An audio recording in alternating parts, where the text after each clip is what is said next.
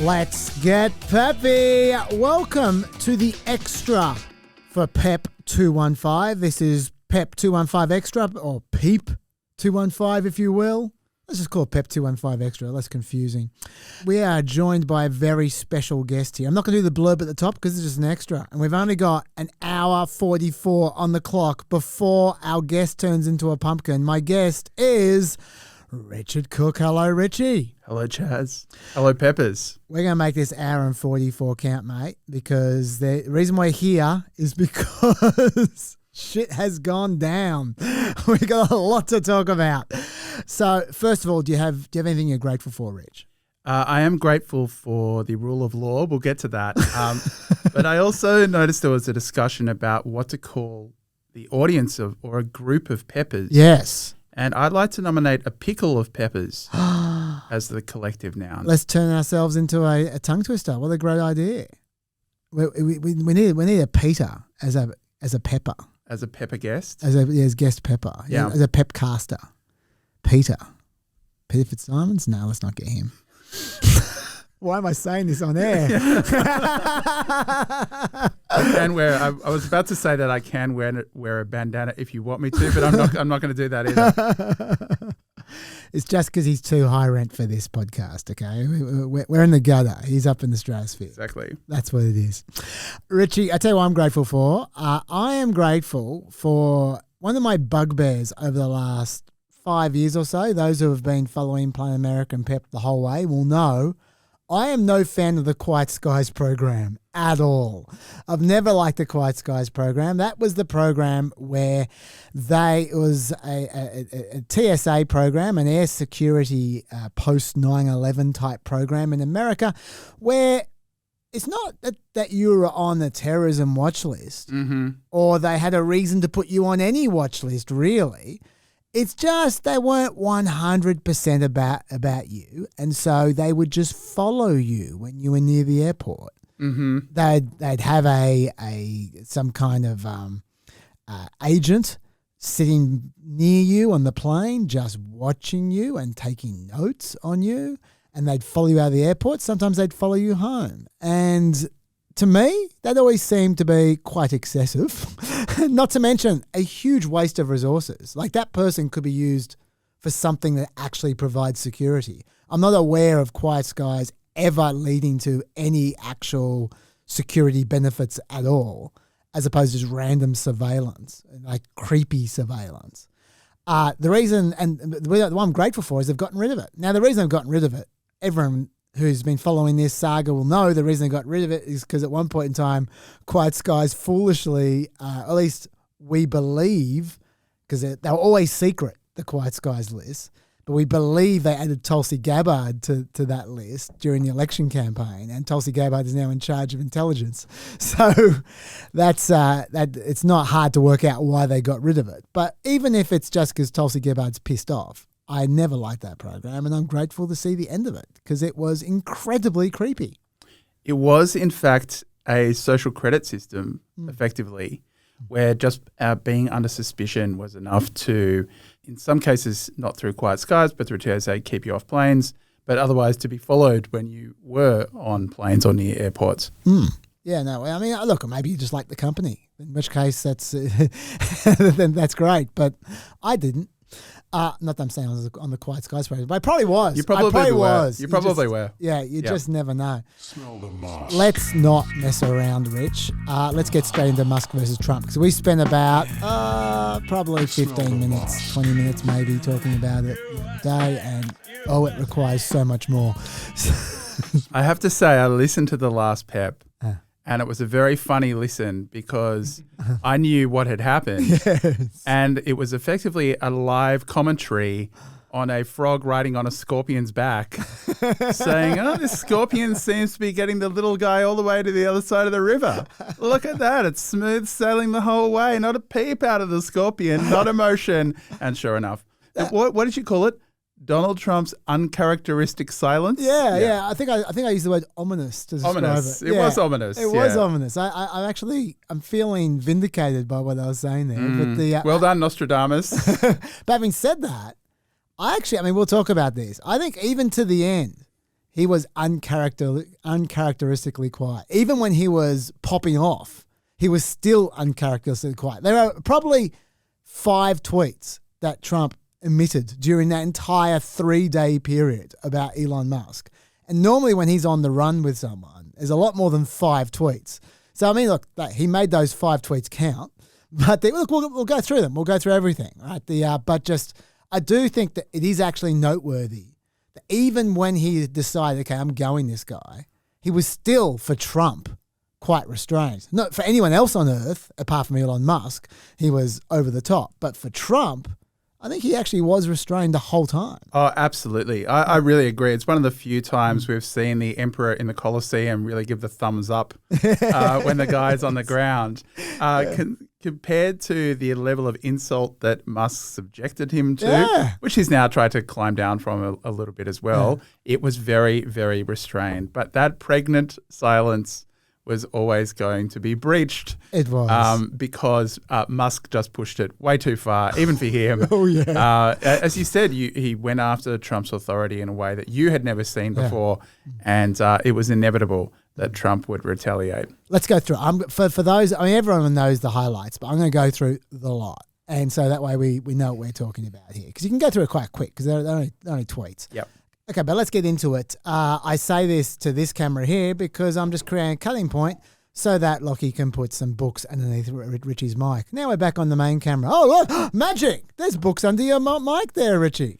Just doing a little light reading while you're on camera. They're all about Musk and Trump, undoubtedly. Oh, yeah. Okay, let's take you through what happened. Let's start with Tuesday. I talked to you about all the crazy tweeting on Tuesday, last podcast. No point recapping what I've already said, except it was entirely about the bill. We should note that. Musk was only tweeting about the bill. The one tweet I didn't notice was this one here, where he said, in November next year, we fire all politicians who betrayed the American people, which actually was an explicit threat to Republican Congress people. I didn't notice that.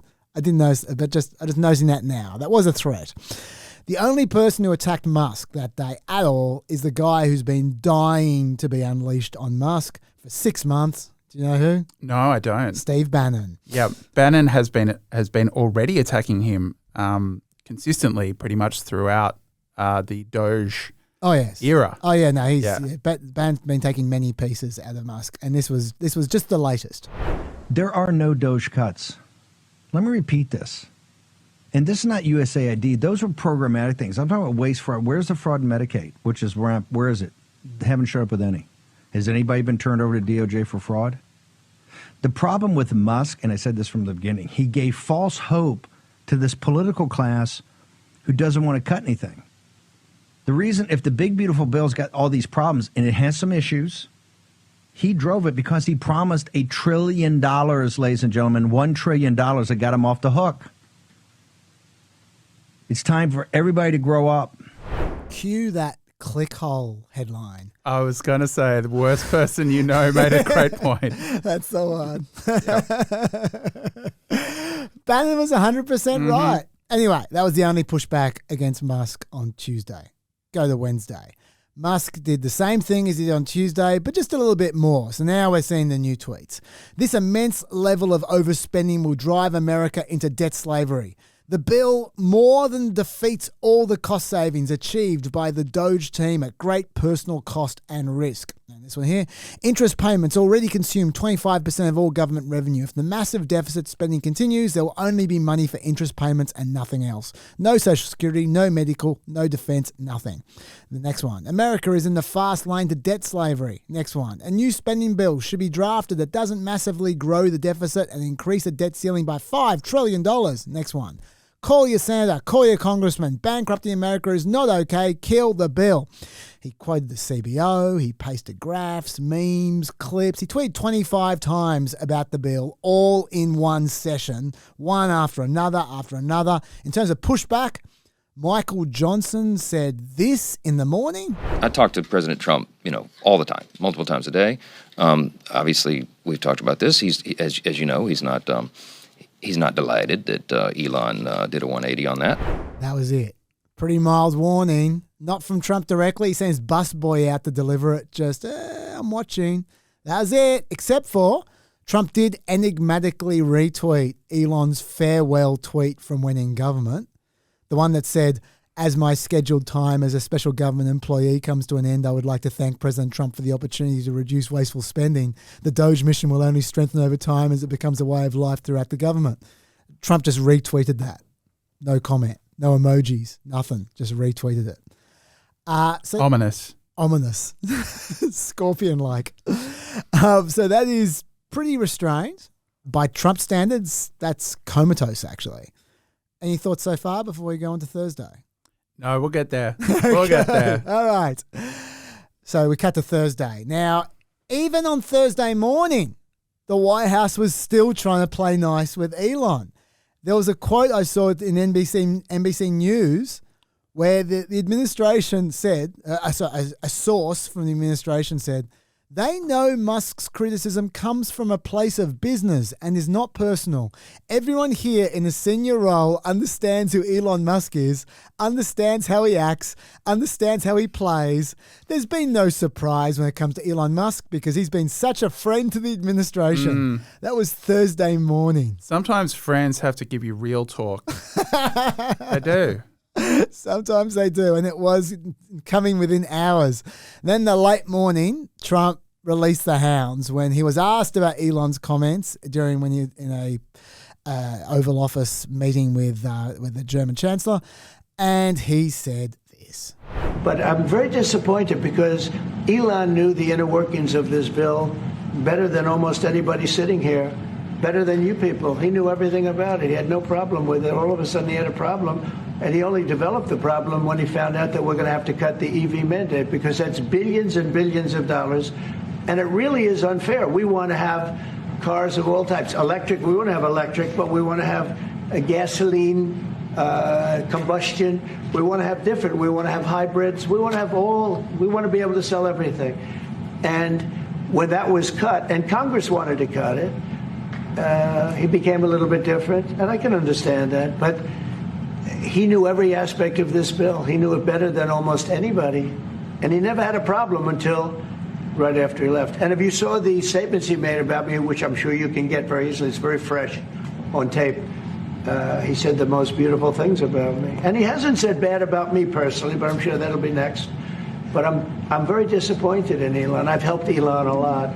So he suggested that Elon was okay with the bill until now, and he publicly accused Elon of just trying to defend his EV mandates, something that Elon Musk has repeatedly denied that he cared about for the last 6 months. And that was what set everything off. From now on, I'm giving you time signatures. At 12:19 p.m., Musk says, whatever, keep the EV solar incentive cuts in the bill, even though no oil and gas subsidies are touched. Very unfair. But ditch the mountain of disgusting pork in the bill. In the entire history of civilization, there's never been legislation that's both big and beautiful. Everyone knows this. Either you get a big and ugly bill or a slim and beautiful bill. Slim and beautiful is the way. Now, that's a fascinating tweet. I'm just going to have a quick comment. You can jump in as well, because that could have been a Trump tweet. Yep. The syntax is almost identical to the way Trump tweets. Firstly, also, he denies he cares about EV credits in such a juvenile way. Whatever, keep the EV solar incentive cuts in the bill, even though no oil and gas subsidies are touched. Very unfair. No one except for Trump is an adult who uses the word unfair. Right? And also, when Trump does that, you know he really cares about something. It's the same thing here. It's the juvenile nature of it. So much like Trump, he gives away that he does care by being a baby. Also, he reveals for the first time, after all that tweeting about the bill for the last 2 days, he reveals for the first time that he doesn't even understand the bill. Of course not. Much like Trump. Yeah. He thinks there's a mountain of disgusting pork. It's a tax bill. There's no pork. The only spending is defense and immigration, which you may agree or may disagree about. I mean, I would argue it is a bit porkish, but Elon Musk doesn't think it is. Like, he loves that. So, like, the defense, the pork is him, and immigration, he's on board for. So he doesn't understand what he's talking about. He was still spinning out so much. 6 minutes later, at 12:25, he replies again about him supposedly liking the bill. False. This bill was never shown to me, even once, and was passed in the dead of night so fast that almost no one in Congress could even read it. Then at 12:44 p.m., he forwards a collection of old quotes from Trump about the debt with, "Where is this guy today?" and then made that his pinned tweet. And that's important because he's now attacking Trump directly for the first time. No more about the bill, about debt, now it's about Trump being a hypocrite. And he made his pinned tweet as well. 2 minutes later, so now he's really spinning out. 2 minutes later at 12:46, he's responding to Trump again, still on tilt with, "Without me, Trump would have lost the election. Dems would control the House and the Republicans would be 51-49 in the Senate." And then straight after that, "Such ingratitude," which is fascinating again because such ingratitude is something Trump says about people all the time. He's doing Trump to Trump. But let me ask you at this point in time, Rich, number one, do you have any comments? But number two, is he right? Did he win the election for Trump? And did he win 2 Senate seats for the Republicans? I don't think so. He was a political player. He was a significant political player. But I also think that he was a passenger getting on a train that had already left the station. Yeah. The reason that Musk jumped aboard the GOP so late and so strongly is that he's fundamentally an arbitrage kind of guy. He's looking for things which are undervalued. He thought that it was an undervalued bet to support Trump in the same way that Peter Thiel thought it was an undervalued bet to support Trump in 2016. Yes. And both of them were right. Yeah. Also, can I remind you of exactly when he jumped on board? I remember the day he jumped on board. Do you remember when it was? No, I don't know the day specifically. Oh, there's a very memorable day. It's the day that Trump got shot. That's right.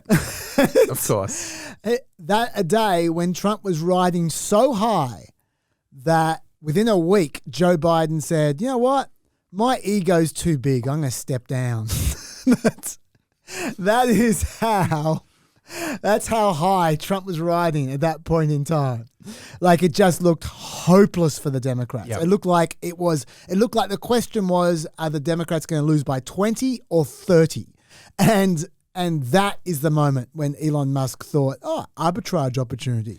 So, well, it's also the day that the futures markets on a Trump presidency took a huge jump, not surprisingly. Absolutely. And that's the kind of indicator that the tech world keeps a very careful eye on. Yeah, he didn't just jump onto a moving train. He was like Spider-Man jumping onto a train that's rolling off the tracks. It's going so fast. He's got using his spider webs to make it going faster. It's out of control, this train. There's no brakes. The brakes are broken. It's the speed train. It's Keanu Reeves. He's Keanu Reeves. That's what he is. Unlike Spider-Man, he has not realized that with great power comes great responsibility, though. That's true. The one thing Spider-Man really knows, he doesn't. There's a lot of things Spider-Man knows that Elon Musk does not. I bet Spider-Man at least understands the bill, kind of. Anyway, he was a smart Peter Parker. I think that he didn't help the election at all. I mean, you saw how much Musk helps in Wisconsin. Yep. With his $25 million. It made no difference.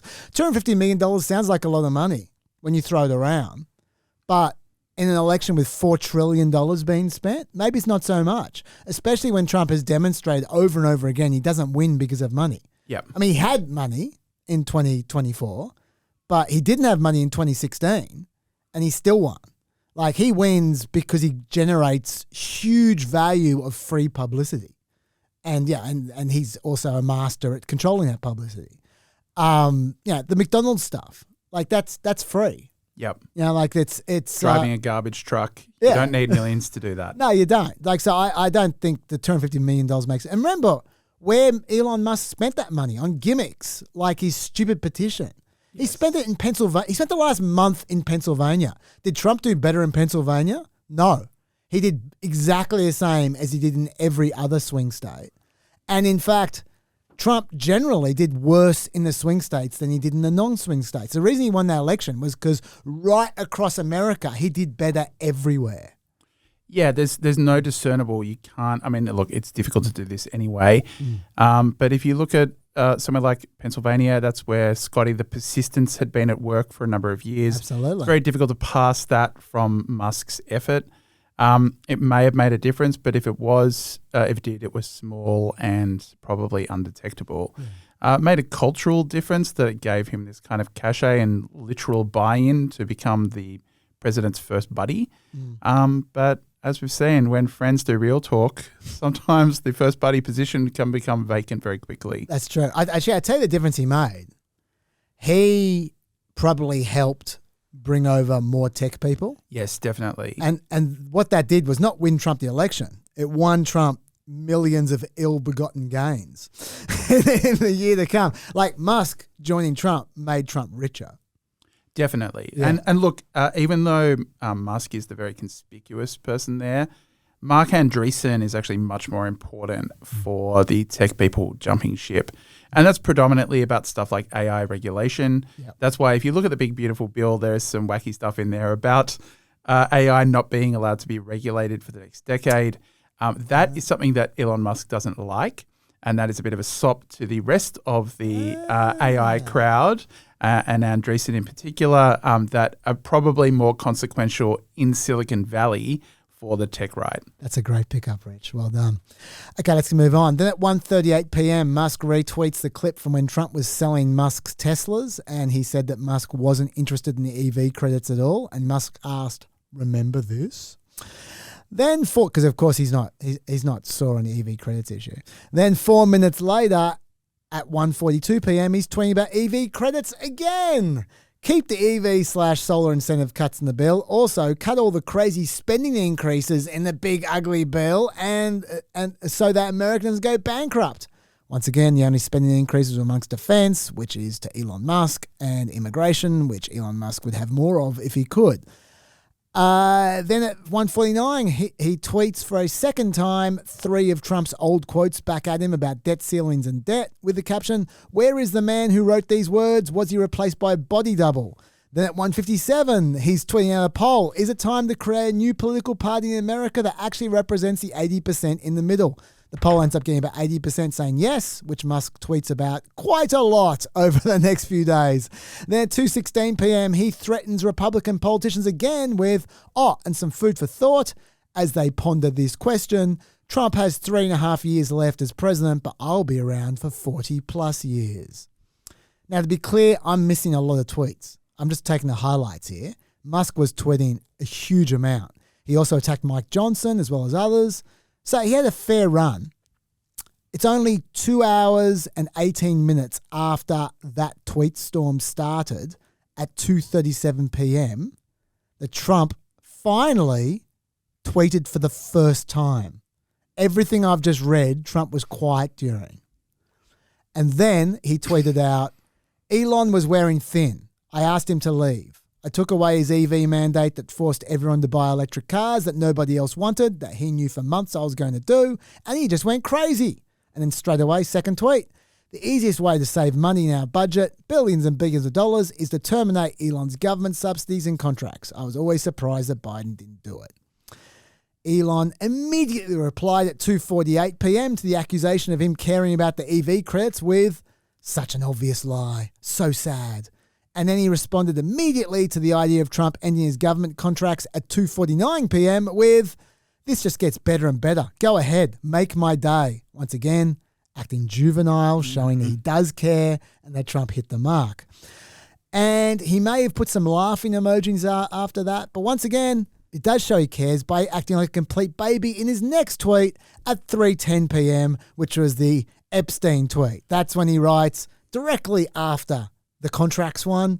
He writes, "Time to drop the really big bomb. Trump is in the Epstein files. That's the real reason they have not been made public. Have a nice day, DJT." And then if that's not enough, 10 minutes later, he retweets that same tweet as if he hadn't read enough by then and adds, "Mark this post for the future. The truth will come out."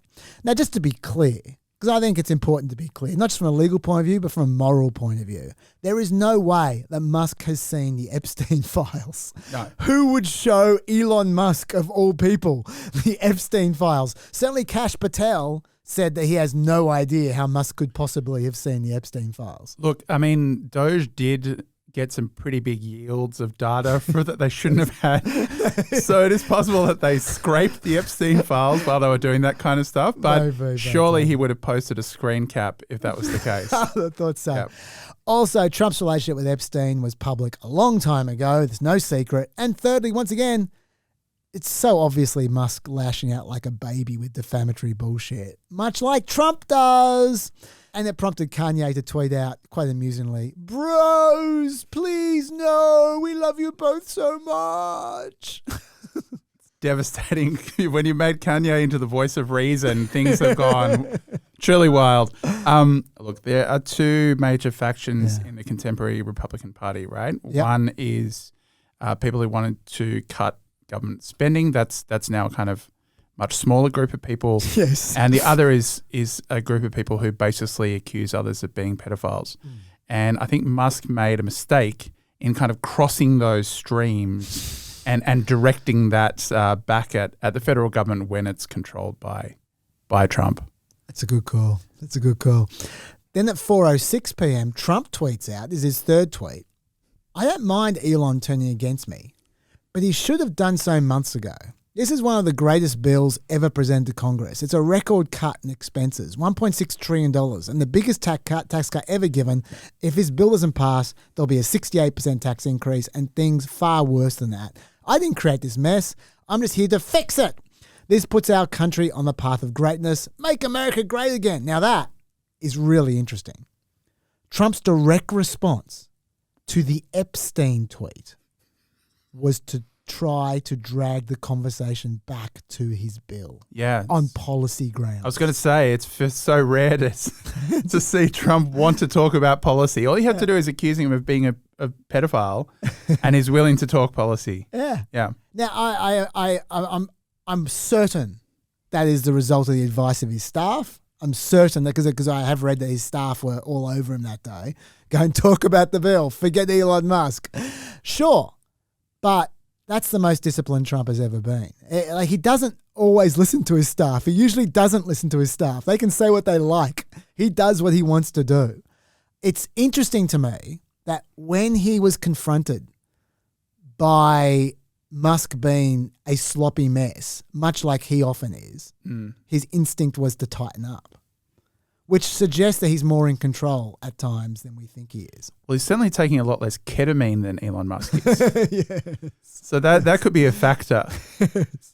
Trump's famous abstention has finally helped him out here. And this is my favourite observation here. Sorry, do you want to add something else before I move on? No, please. This is my favourite observation. This is a PEP exclusive. We should have a sting for PEP exclusive. Because honestly, no one else has noticed this, but I'm really proud. If you look at the screen caps online of the tweet which I'm about to refer to, you will see every single screen cap has the same feature, and no one has noted this feature, but I'm about to. The response that came after Trump's tweet was 56 minutes after the Epstein tweet. I'm talking about Musk's response to Trump's tweet. It was 56 minutes after the Epstein tweet. Almost immediately, but it was only 4 minutes or 3 minutes. It was 3 minutes after Trump's tweet. So it was almost immediately after Trump's tweet. Basically, the second Elon saw Trump's tweet, he then sent out this tweet, right? And it was another escalation. And when I show you this escalation, if you're listening, just trust me. Look at the Trump truth that he's responding to. It says 6 minutes old. That's what people haven't noticed. But the actual truth at that point in time was 2 hours old. What that tells me is that when Musk attached the pic, because he's attaching a pic from Truth, right? Different platform. Mm-hmm. If it was Twitter, it would update the timing. But he took a picture from Truth and then attached it into a tweet and then put it in his drafts. That's what happened. That's why it says the truth is 6 minutes ago, and no one's noticed that. He composed that tweet 2 hours earlier and held on to it. The tweet I am referring to is before I do it, I'll just keep on going. So clearly, he wrote a response, put in his drafts, waited for when to crack it out. He'd been hanging there waiting for Trump's response to the Epstein tweet for an hour, clearly thinking, I'm going to respond to his escalation, with my nuclear bomb. And then Trump didn't give him a nuclear bomb. Trump gave him, I'm going to talk about the bill now. But he did it anyway because he thought, damn it, I've got this bomb ready to go. And what I'm referring to is at 4:09 p.m. Musk tweeting, in light of the president's statement about the cancellation of my government contracts, SpaceX will begin decommissioning its Dragon spacecraft immediately. He had that ready to go. He was waiting to drop that on Trump for 2 hours, and Trump didn't give it to him. But then he went anyway because he's got no impulse control, which I found hilarious. So if you have a look, you can see 6 minutes. 6 minutes ago was the tweet that Musk was responding to, which was Trump's original tweet from 2 hours earlier. I didn't realize we were going to get this forensic, but had Trump by that point talked in another media channel about cancelling SpaceX contracts specifically? Not that I know of. Okay, because he certainly was talking about it. I can't do minute by minute like you, but he certainly was raising that fairly early. Yes. So it is possible that he was responding to something else, not just a tweet stream. I'm pretty much certain that Trump during this period had not spoken to anyone since his original Oval Office press conference that day. Okay, so anyway, so Musk tweets that out about about SpaceX decommissioning his Dragon spacecraft, and then 2 minutes later at 4:11 p.m. he responds to someone else tweeting, President versus Elon, who wins? My money's on Elon. Trump should be impeached and JD Vance should replace him with yes. So they were his two psycho tweets, his most psycho tweets. They came directly after Trump was like, well, let's talk about the bill, which was really, really interesting to me. Like, so he was just spinning out. Well, we got a match up between two of the greatest escalators of all time. Yeah. And we saw a little bit about who was going to escalate most. And the pundits had picked Musk as the escalator in chief, and they were right. No one escalates like Musk does. No one does. Yeah. No one does. And by the way, once again, very Trumpy to call for a completely unrealistic impeachment for no reason. Oh, and the most Muskian element is to get a Malaysian shut-in to do the dirty work for you. It's Ian Miles John. Yes. He was the guy who proposed the impeachment, which Musk then said yes to. Comes up with all of Musk's best ideas, Ian Miles John. Anyway, then just for good measure, at 4:26 p.m., Musk attacked the last Trump cherished item that he hadn't already attacked with the Trump tariffs will cause a recession in the second half of this year. Yes. Just to make sure he collected the set. Now, I'd like to drill down on this one a little bit. Yeah, go for it. Because I know that this just feels like kind of throwing haymakers at this point, right? But I think this one is a bit more pointed than it first seems. And the Trump White House would have been pretty conscious of this. One of the reasons behind Musk's success is that he has essentially done a version of market manipulation which other people can benefit from, right? You know, he knows that particular tweets of his have the ability to sway financial markets, especially with individual stocks, but also stuff like crypto coins. So him saying there is going to be a recession is an attempt by him to induce a recession, knowing that he has a bit of capacity to do that. So that's I think one of the moments where you really see this start to deteriorate, right? I know that there's been a lot up to this point, but this is one where they're like, okay, he's actually trying to tank not just the bill, but the stock market as well. And they would have been pissed about that. That's a great call. And so then how does Trump respond to this? Take it away, Chas. Silence. This is the pregnant pause. Silence. Yeah. Complete silence. The rest of the day, silence. Elon tried for one more round 3 hours later. At 7:48, he tweeted out, I will apologize profusely as soon as there is a full dump of the Epstein files. Nice. Silence from Trump. No response. He ignored him the rest of the day. Meanwhile, Elon, just because he was looking for a fight and he wasn't getting it, just went on an unfollowing spree. And he started unfollowing Charlie Kirk. He unfollowed Stephen Miller. He even unfollowed, poor guy, R.I.P. Cat Turd. Cat Turd got unfollowed by Musk. He didn't just unfollow him, he unsubscribed from Cat Turd as well. He stopped paying for access to Cat Turd's musings. Et tu. Okay, and I'm gonna leave you on this wrap with 3 moments of comedy, and then we'll finish the wrap. We can go through the questions and general thoughts and etc. Number 1, While MAGA world was absolutely freaking out at this incredibly pathetic, humiliating display, activist Jack Posobiec had a different take. At 4:33 p.m., right in the middle of it all, he says, some of y'all can't handle two high-agency males going at it, and it really shows. This is direct communication, phallocentric, versus indirect communication, gynocentric. I understand if you aren't used to it. Yeah, a lot of people said that was a Pride Month special, and I'm feeling that. Yeah. But also, direct communication, neither of them addressed the other one directly once. It was just passive-aggressive bitchery the entire time. But anyway, I do agree with phallocentric, though. I mean, at least Elon Musk had his hand on his dick the entire time, I reckon. But anyway, second moment of comedy. At 9:20 p.m. So this is way later. This is even after the second attempt from Elon to get it going again. Some tweeter said to Elon, "You're both better than this. Cool off and take a step back for a couple days."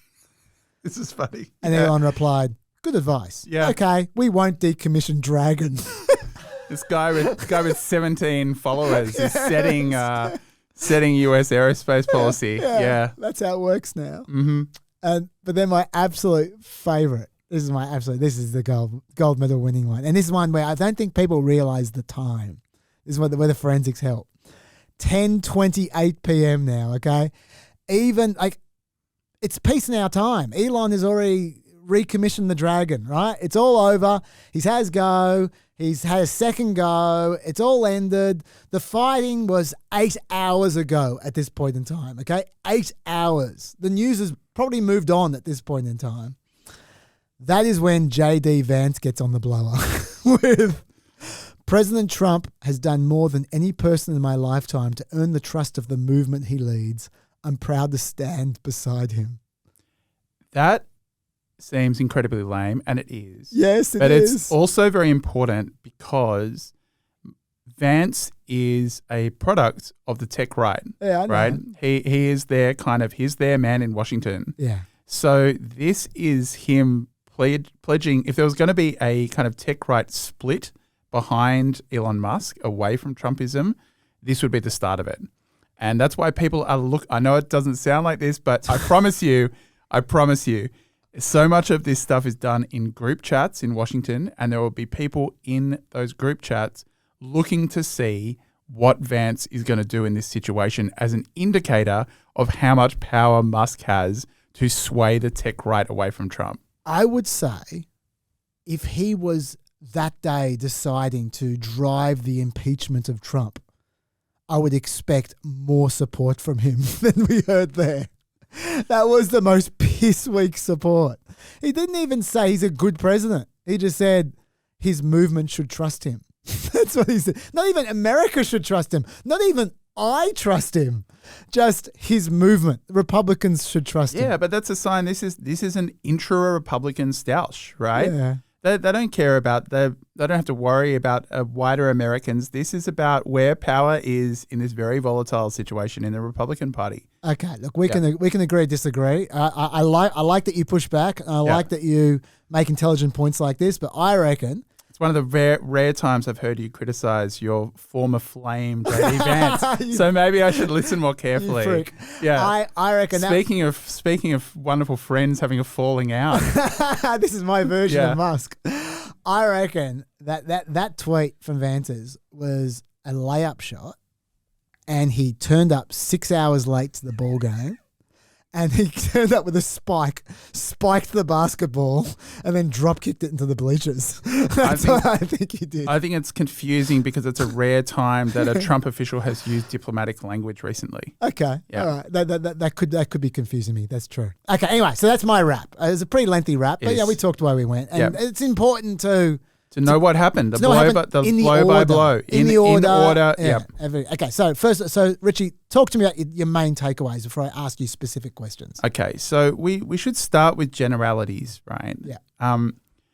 That in a situation like this, we're trying to understand how the Musk wing of the Republican Party, which is thin and volatile and new, but it's real, the dark MAGA movement, how that fits into MAGA more generally. Sure. So, but before we get to that political angle about what happened, we should also just look at the human element of what happened, Yes. right? One aspect we shouldn't underestimate is that if you take a lot of drugs and go on the computer too much, your behavior becomes erratic. Yes. We know this. Yes.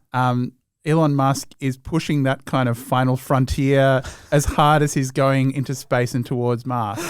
He's one of the few people who sleeps less than you, Yeah. and his behavior is becoming pretty unstable. You know, there's plenty of footage. He can't even stop getting high right before he goes to the White House, and he's just standing next to Trump, gurning his face off. I mean, look, you're probably right, but I will say this for Musk and the neck, and that is, as someone who has a stiff neck, I know that Musk has had fusion surgery, Yeah. and I know that when there are I times knew you were going to bring this back to chiropractors. Do chiropractors, does that make your eyes roll back in your head? Is that fusion surgery related? all I'm saying is that some might think that I'm pinging at times when I stretch my neck. That's all I'm saying. So look, my suspicion is you're probably right, but I'm just saying if someone told me, no, I actually know for a fact he was just having a bad neck day, I would not find that impossible to believe. Yeah, I mean, he's had a lot of bad neck days, and he has a pretty big pill box. Is there a lot for of his bad neck medicine? Is there a lot of bad neck nights as well? He does. Yes. Do you know that his back injury came from tackling a comedy sumo wrestler at a party? I did not know. Sounds like the kind of thing that you two are quite simpatico in some ways. Who's my buddy? Is it Musk or is it Vance? We're a trio. Another aspect we shouldn't underestimate before we get into these specifics is I think any dynamic where someone says, you're fired, here's an award, and also we're going to expect you to keep turning up, and you sort of pretend for a while like you still have your job. In my personal life and professional life, I've never seen that scenario turn out well. Yeah. Nobody ever then starts turning back up again and going, hey guys, remember me? I used to work here, but now I'm here in an amateur capacity. It's just people respond to that poorly, understandably. Yeah. And when you're as egotistical as Musk, I think it's probably even worse. He's used to being the boss. Yeah. I think that's so underrated, Rich. I mean, we're going to talk about the causes soon, and I'll go through a bit of that. But I think that is a really, really underrated aspect that Musk has spent the last probably 6 weeks being slowly humiliated. Yeah. And I don't think he takes humiliation well. What could be more humiliating than Scott Bessent kicking your ass? Yes. He was beaten by Scott Bessent in a physical fight. Yes. That is humiliating. I mean, the Washington Post, I know that Steve Bannon said that, but the Washington Post was satisfied enough with his sourcing that they reported it. I think that is probably what happened. Oh, I believe it. Yeah. Apparently there were no shortage of people willing to talk about it because everyone could hear the fight. Yes. Yeah. He shoulder charged him, and Scott Bessent beat his ass. And that was after it was instigated by him calling him a fraud. It's impressive because Musk is a man who I reckon would have quite a lot of momentum. Yes. He'd have anger, and he certainly has mass on his side. Yes. So yeah, he has a future in rugby, Scott Bessent, maybe. This kind of scenario where Musk feels like his time has been wasted at Doge because the Big Beautiful Bill has just brought in, it's just blown those fake cuts out of the water. They don't even really exist on paper anymore. And also, he's not getting very good value for his $281 million. A lot of this, and this happened with Peter Thiel as well, Thiel was donating to try and get key personnel. He was trying to get people brought into positions that he thought were important. And apparently Musk's pick for NASA was actually a decent one. I'm going to be getting to that one. Yeah. And they spiked it mainly to deliberately make Musk very upset. Well, and it worked. Here's the thing. Trump insists that's not the case. Yeah. Trump insists that he was spiked because he was a Democrat. He wanted, and rightfully, he recommended somebody from that he, I guess, knew very well. I'm sure he respected him, but to run NASA, and I didn't think it was appropriate. And he happened to be a Democrat, like totally Democrat. And I say, look, we won. We get certain privileges, and one of the privileges we don't have to appoint a Democrat. They went on a very, very long walk to find those donations. Yeah. I mean, but also those donations were known beforehand. Yeah, absolutely. So they went for a very long walk to find something that they were holding the entire time. Yeah.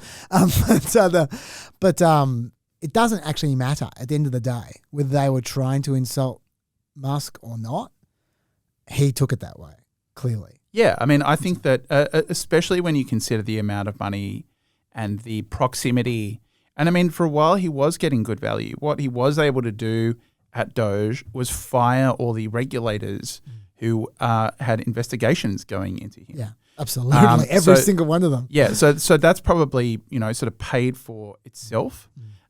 There's definitely going to be some data coming out of Doge, but he really thought that power or something like it was going to be permanent. And it's amazing. Watch people still fall for the Trumpian grift and think that they're going to be different. Not to mention, he also had the time of his life for a while there as well. I mean, there aren't too many people who have had his ride, like in the first month, say, of the administration. Absolutely. It's just swan around like the president without any of the responsibilities of being the president.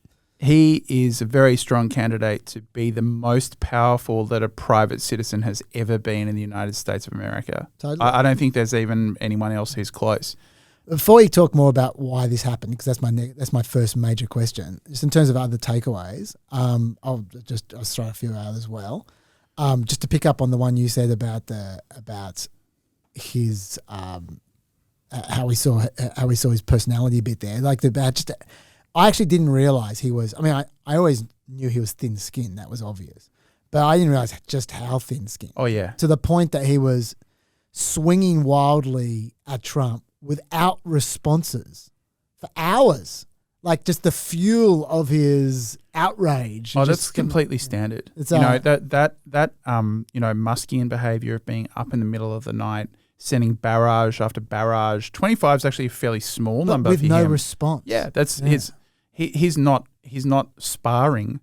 He's doing a ground and pound, right? And that's very common for him. And then every time Trump responded, no matter what he was saying, even when it was, let's talk about the bill, he got in response a completely disproportionate, insane escalation. Yep. Like it was nuts. It was more Trump than Trump. It was just crazy. Those would be racked up probably as drafts long ahead of time. I mean, there are days where Musk has been sending 100 or even 200 tweets per day. Hundreds average. About particular topics. Yeah. So he's not there, carefully calibrating what each of those says. This is iterative behavior, right? We've talked about this a lot. You just try different things and see what hits. I think another one of my takeaways, I mean, I already talked about Trump being restrained. I mean, don't get me wrong. He had his moments. Like, this was the next day. We're told that Tesla, still sitting there, the red Tesla with Florida tags, is either going to be given away or sold off. Okay, so that's the Trump we know and love. I'm going to sell his Tesla. Let's judge him by other presidents. Yep. He was still less presidential than any other president in history. But by Trump standards, he was incredible. Well, I think that my takeaway from that is not just that, Trump has a new maturity. That's not my takeaway. My takeaway is the bill matters to Trump a lot. Yeah, look, that's the takeaway. I think as well that I wouldn't say that they're scared of Elon Musk, but they know that he's considerable enough that escalating against him is a bad idea. I think they know. Yeah. I think Musk knows as well by the fact that he's kind of shut up in the intervening days. I think they both know that they still need each other.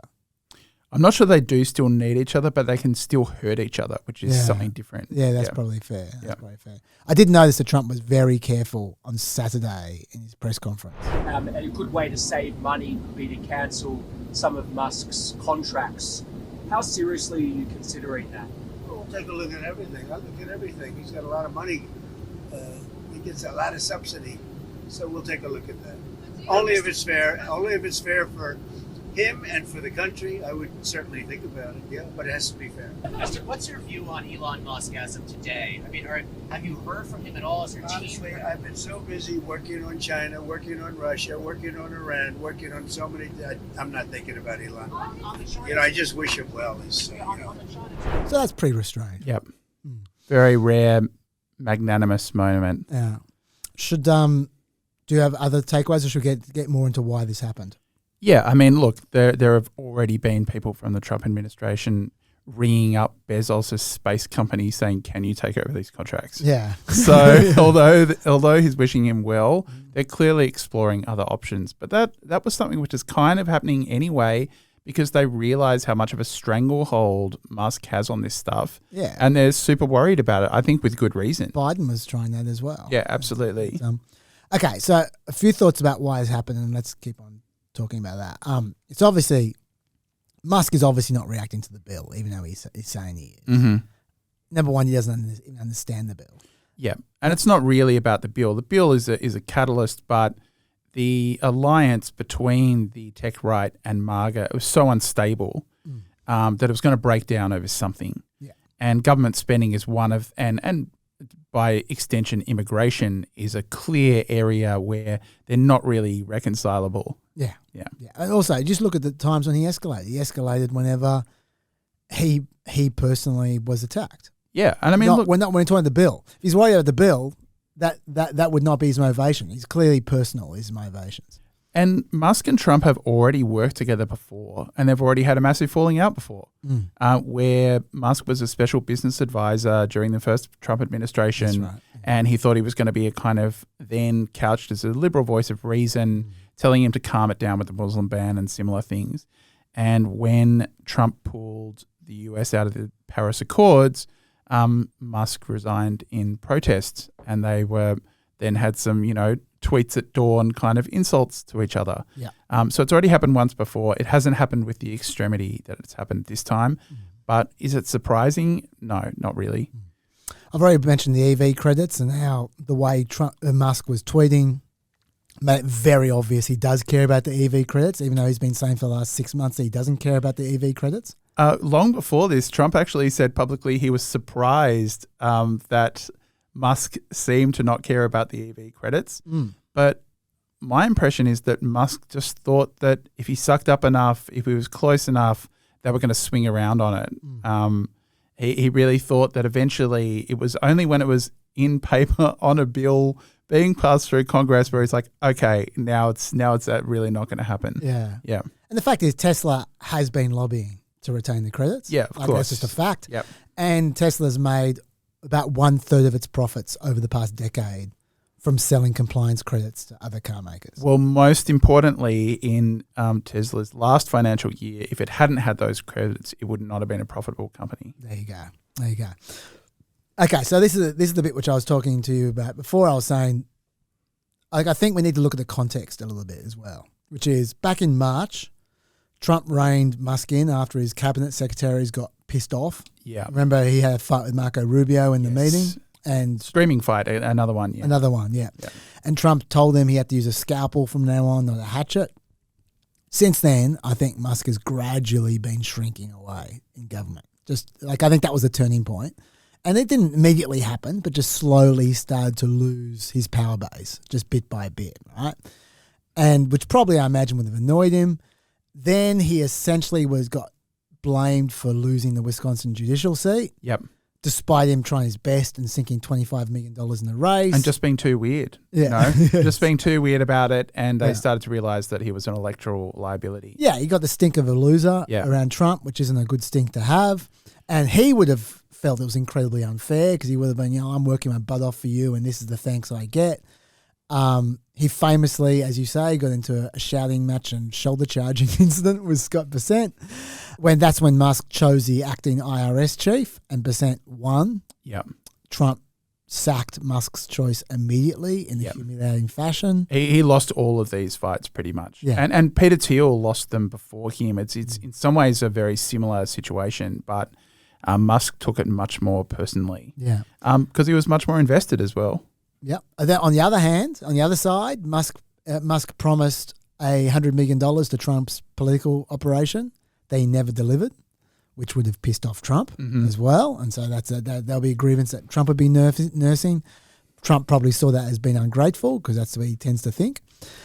Then Trump brought Musk's. I don't think Musk will like this. He brought Musk's enemy Sam Altman to the Middle East to get a nice big fat juicy contract, and then Elon actually jetted himself to the Middle East to try and sabotage it and failed, which would have been also humiliating. They had no reason to be there. He's just standing there watching himself fail, scuttling this contract. Meanwhile, his company is losing hundreds of billions of dollars because of Musk's work in the government, which he feels isn't getting appreciated. Yep. He feels he's got nothing to show for it.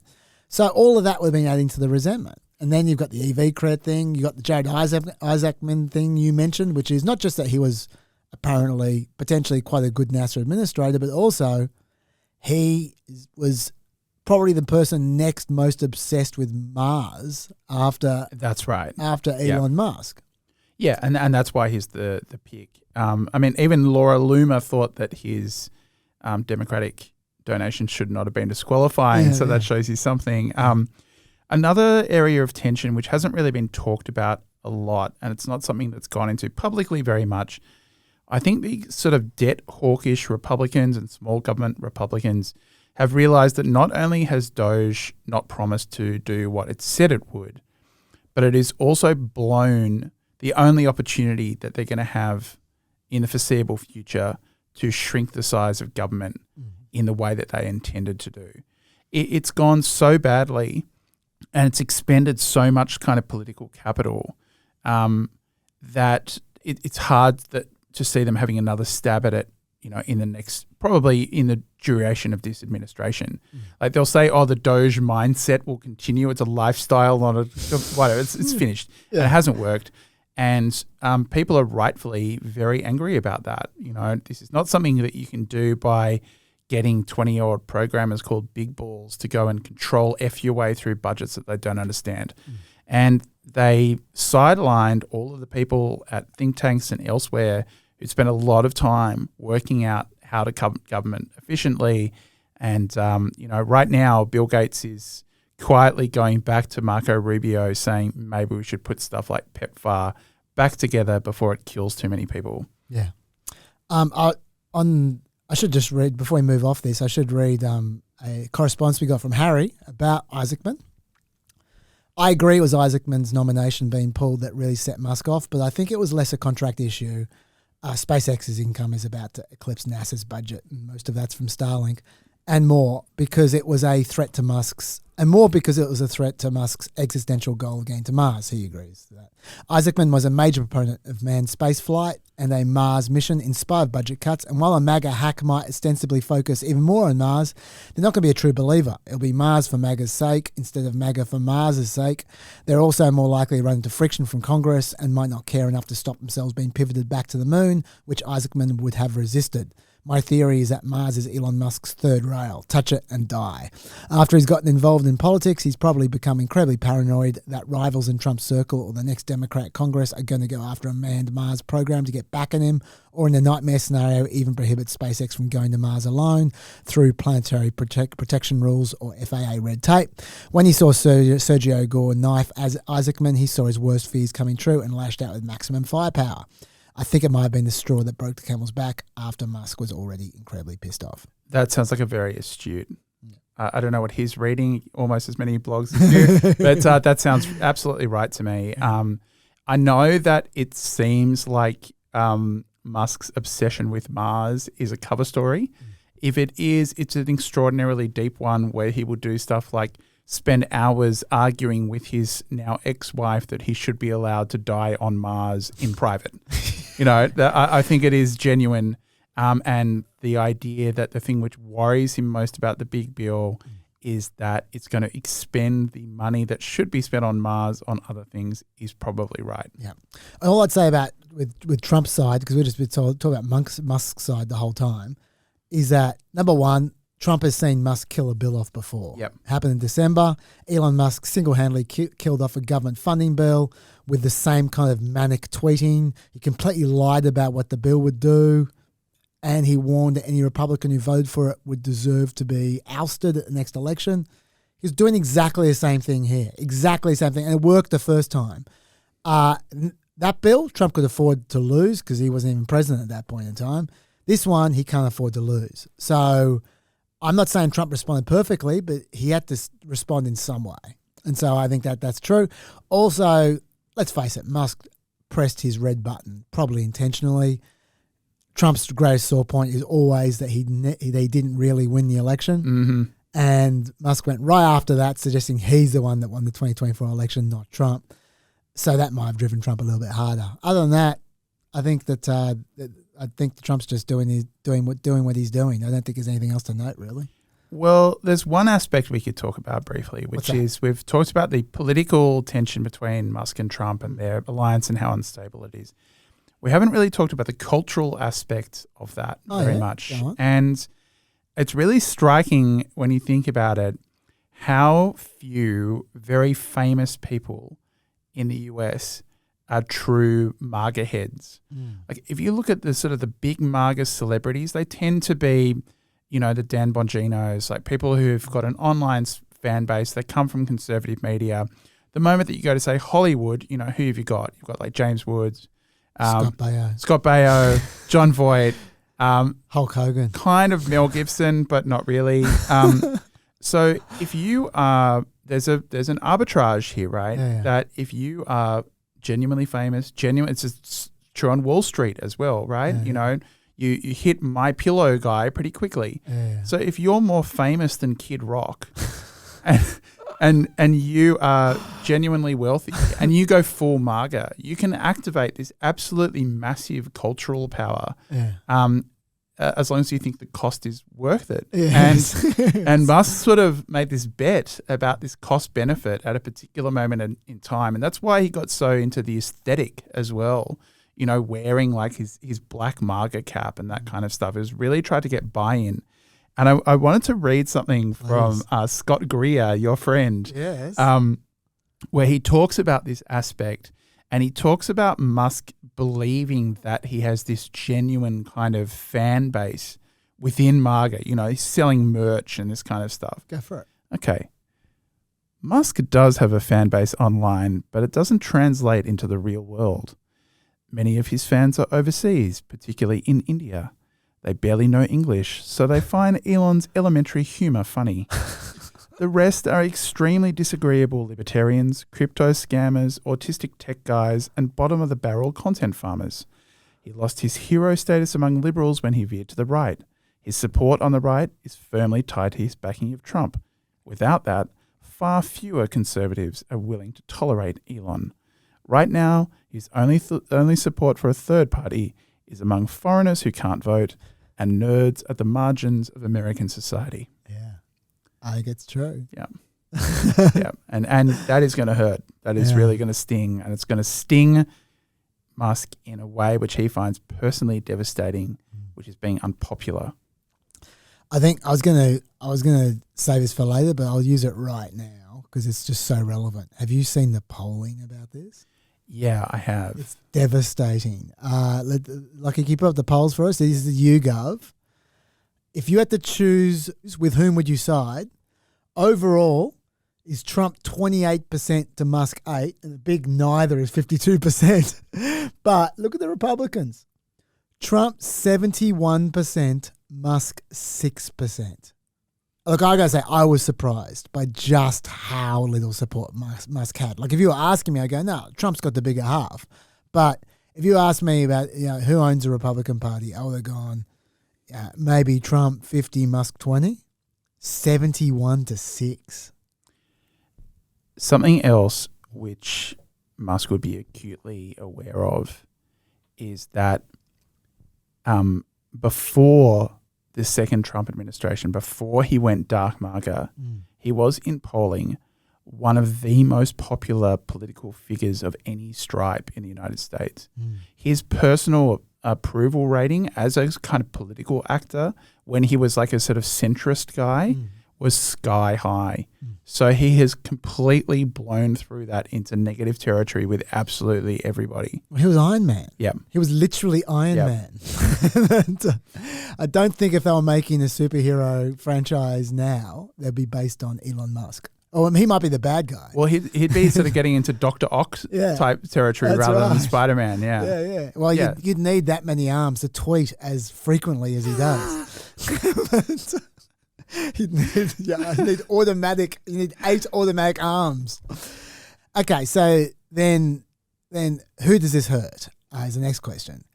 Trump obviously didn't enjoy this, and you can tell that by the full court press he put on the next day.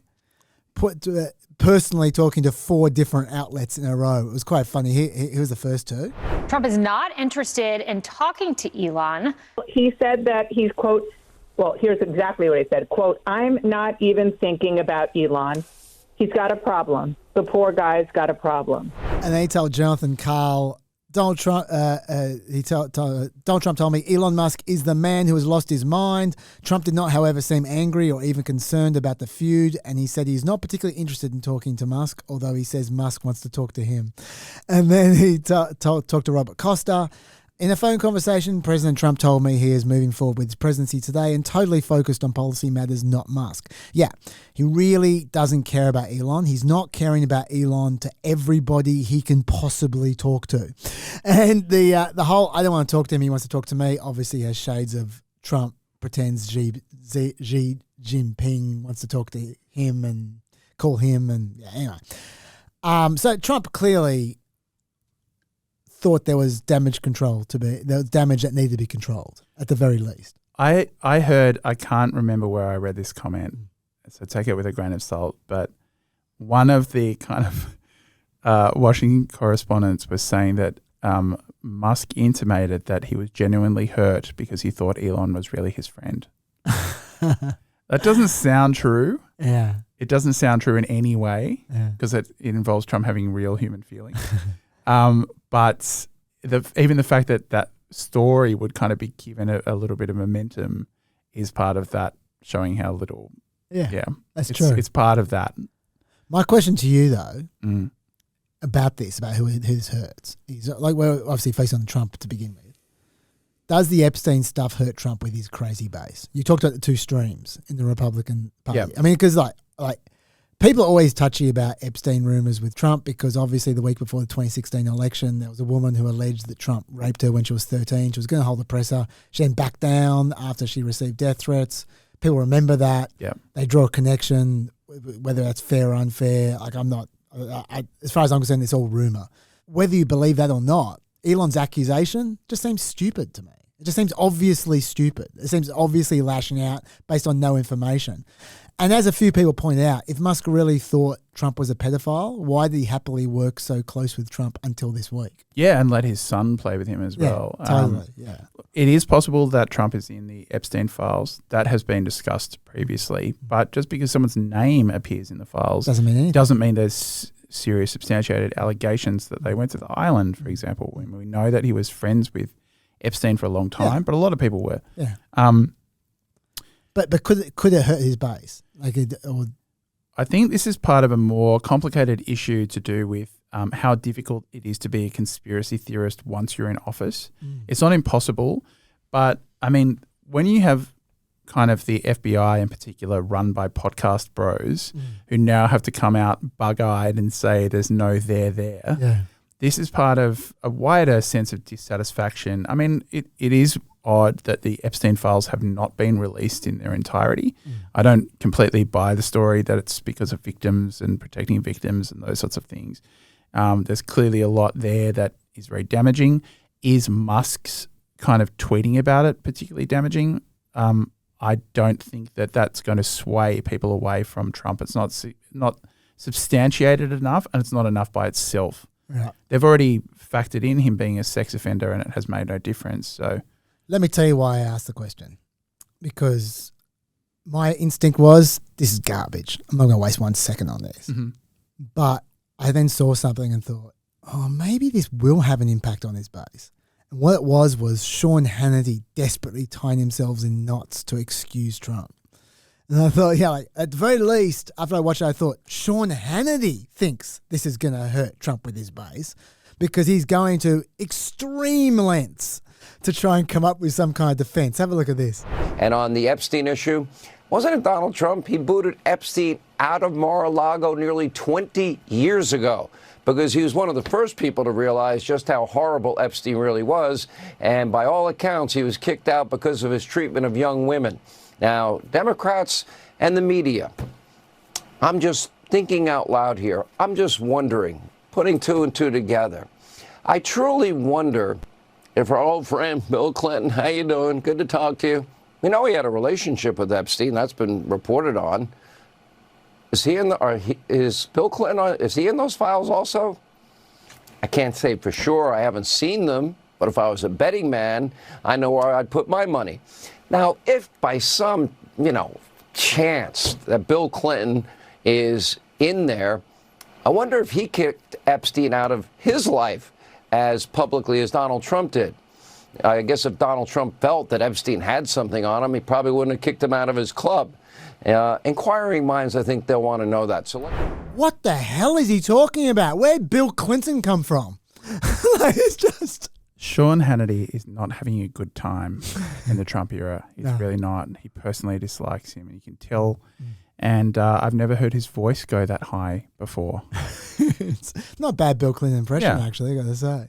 Oh, I meant the first part where he was, isn't it funny? Yeah. No, I know what you're talking about, where he went full Jay Leno. Yeah. But I'm just saying just his impression of Bill Clinton isn't too bad. But yeah, when I saw that, I thought, well, the fact that Sean Hannity feels he's got to humiliate himself for a minute there. Sean Hannity's humiliating himself every minute he's on TV, so it comes naturally to him. He's warmed up. Been warming up for years. Okay, the next threat, the new party. Is it obviously Musk isn't going to form a new party. He doesn't have the attention span. He might do. It's very significant that he started that with a poll, right? Because that's what instigated. That was the prelude to the buying Twitter. Yeah. We're starting up with a poll saying, should I do this or not? Yeah. And when the votes were in the affirmative, he did buy Twitter. I know it's not the same. People have talked about him having a kind of marriage of convenience with Andrew Yang, getting the Yang gang back together. Yeah. There's no constituency for a third party led by Elon Musk. No, there isn't. There isn't at all. It's the people that Scott Greer was talking about, and they're already in the Libertarian Party and already irrelevant. But I suppose that what I would ask, look, I agree with you.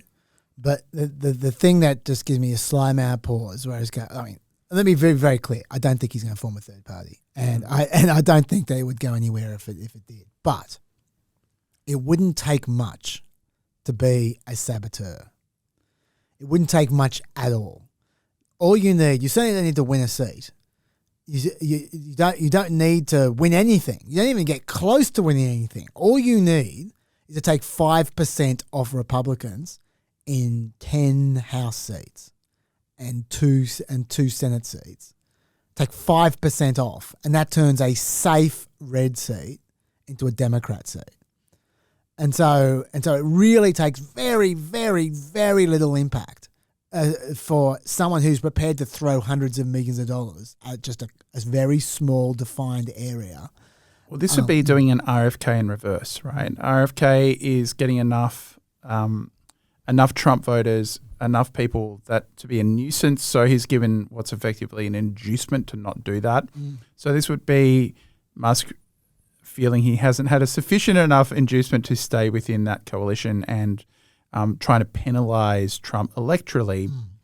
Would that benefit be better than the costs of things like, we're talking about the government contracts. First of all, I want to talk about how significant it is that this is just an openly corrupt threat from the US president. If you don't support me, we're going to can your government contracts, which is now barely even talked about. This is just the law of the land now, is that it's all pay for play. Just so people know what you're talking about when asked about a third party or about funding Democrats for that matter, just funding people who aren't Republicans. Yep. Trump responded with, if he does, he'll have to pay the consequences for that. He'll have to pay very serious consequences if he does that, which is, you don't have to work very hard to work out what he's referring to there. Yeah, I mean, I think that elsewhere people have made that link quite directly. It's just to correlate. If you give us money, we will give you contracts, and the Supreme Court says that's legal. So Yeah. No, you're right. It is something we just take for granted at the moment, which is kind of depressing. yeah, Look, we could talk about this for a very long time. Let me just say something very quickly, which is that in terms of who it hurts, we know it hurts Musk because just look what happened to his company. Yep. If I'm not sure you've seen the graph, Tesla lost 14% of their value, which is $150 billion in one day while he was going nuts. He himself lost, I think, $20 billion or $26 billion or something like that of his personal worth. So that's a good reason for him to shut up as well. So there's that. Also, one other thing about who it hurts. I think that it hurts Musk big time by showcasing his lack of power. We talked about the polling. Yep. Until then, he could have convinced himself that he is this massive figure on the right. And he had it smashed in his face that he is not. That Trump just completely has him covered. And I think that would have been even more humiliating to him at a time when he already feels humiliated. So I think he probably would have wanted it's the old stop, the horse is already dead kind of a thing. And then the other thing is, which I think a lot of people know that Musk has his haters in the administration who came out hard. Like there's one anonymous Republican I quite liked, who's quoted as saying he's a complete joke. He had no idea what the fuck he was doing whatsoever. Nobody really wanted him here. We couldn't wait to get rid of him. So they weren't holding back. One thing that Trump and Musk have in common is that anybody who has spent any period of time in their direct company absolutely despises them. Yes. Like all their sort of second in commands, all of their former cabinet officers just can't say enough bad things about them. Yeah. Yes, indeed. But I was just going to say, with the giving the haters an excuse to unleash thing, the real damage for Musk isn't public; it's private, because there'll be all these people who would have been scared to whisper to Trump, poison pen stuff about Musk because they thought, he actually likes the guy. They get along well. But now there ain't no restraint anymore. No. So there's no coming back for Musk. I mean, Trump might act like they're buddies, but Trump over the next few weeks is going to accrue all kinds of info about Musk from Musk's haters, who is going to be open season on Musk. And Trump's never going to forget that. And so, so Musk, I think, was hurt a lot by this. Yeah, and he's burned both sets of bridges. Yeah. He's not going to be welcomed back into the bosom of the Democratic Party because he's an unstable neo-Nazi. Yeah. Neo-Nazi adjacent political figure. Yes. Yeah. He's so where do you go? I mean, you're kind of stuck with Andrew Yang, right? Is there anything else that you'd like to say about? I mean, we could keep on going, but we got like 20 minutes. So, is there anything else you'd like to say about Musk before we move on? There is one thing that I will say briefly about Musk. Go for it. I've just written a book about him, which is coming out relatively soon. Dave did mention it last week, but we edited it out because we weren't sure if you would like that to be public. So I'm glad. Absolutely, it's fine. So, I mean, I wrote that book, and this is not in that book. It's something I only thought about afterwards, that I also think that Musk is just responding to incentives. He's always done that. And if you take away bad incentives for lying or for associating with political extremists or being a deadbeat dad or, all of the things that Trump has been doing around the rule of law, then you're going to wind up with a lot more rich people in particular behaving in this way. It's, a more pharmaceutical grade version of why Jeff Bezos is, putting restrictions on what the Washington Post can do. You're going to see a lot more of this because the role of moral arbiters and accountability systems has broken down. It certainly has. Boy, did it break down. Okay, let's go to the immigration area. There's so many places we can go with this. I haven't talked about immigration forever, but I'd probably like to begin in El Salvador. Cue Sting. If I break the law, send it to El Salvador. We can't hear it, but they can. Absolutely dystopian touch, by the way, but I'm enjoying it. A couple of things. I'm just going to give some general sort of El Salvador stuff. Jump in whenever you want here. We've learned a lot more about the prisoners who are actually in El Salvador over the last, because we didn't get a lot of information on them early on. 238 prisoners in total. Apparently, they're the worst of the worst, I hear reliably from people I trust. 75% of them had no criminal record at all, according to CBS. According to ProPublica, only 32 of the deportees had actually been convicted of crimes. Most of them were for minor offences such as traffic violations. The Texas Tribune did a full count, and they found, wait for it, the number who are convicted in the US of violent crimes, 6. 4 for assault, 1 for kidnapping, 1 for weapons offence. 130 of the 238 had been charged, but only with violating US immigration laws. 20 of the 238, however, did have international arrests or convictions. That's not counted in the other batch. 11 of the 238 had international arrests or convictions for violent crimes. So we should add them to the other ones. So 17 out of 238 have violent crimes in their background. The important point, though, is that no source had evidence that most of these guys were of demonstrable danger. One of the men, in fact, faced a misdemeanor charge after he was arrested in 2023 for riding his bike while drinking a can of beer. The worst of the worst, apparently. So that's who they are. We know how they get there. We know 90 of them crossed the border. 50 of the 90... we know how 90 of them crossed the border. We don't know how the rest of them did. 50 of the 90 came legally with America's permission, either after applying to be a refugee or by using one of Biden's apps. So that's 56% of those we know about. 5 of the men were authorized to come to America through the refugee program, so that I guess at least 45 use the app. 24 of those people were immediately detained while being processed, so they had literally no opportunity to join a gang. A Reuters survey of 50 of them found at least 42 were labelled as gang members primarily based on their tattoos alone. Recall that Venezuelan gangs do not use tattoos to identify members, and they are not reliable indicators of gang membership. And the most important stat, 0 of the 238 men appeared on a list of 1,400 Tren members kept by the Venezuelan government. 0 of them. So that's who they are. Got any comments before I move on? Yeah, I mean, I'm not sure if this comment is premature, but I'm going to make it anyway. So there's this dynamic which is informing all of the actions which are taking place in the immigration sphere, right? And it has 3 major components. One of which is the Biden regime is illegitimate.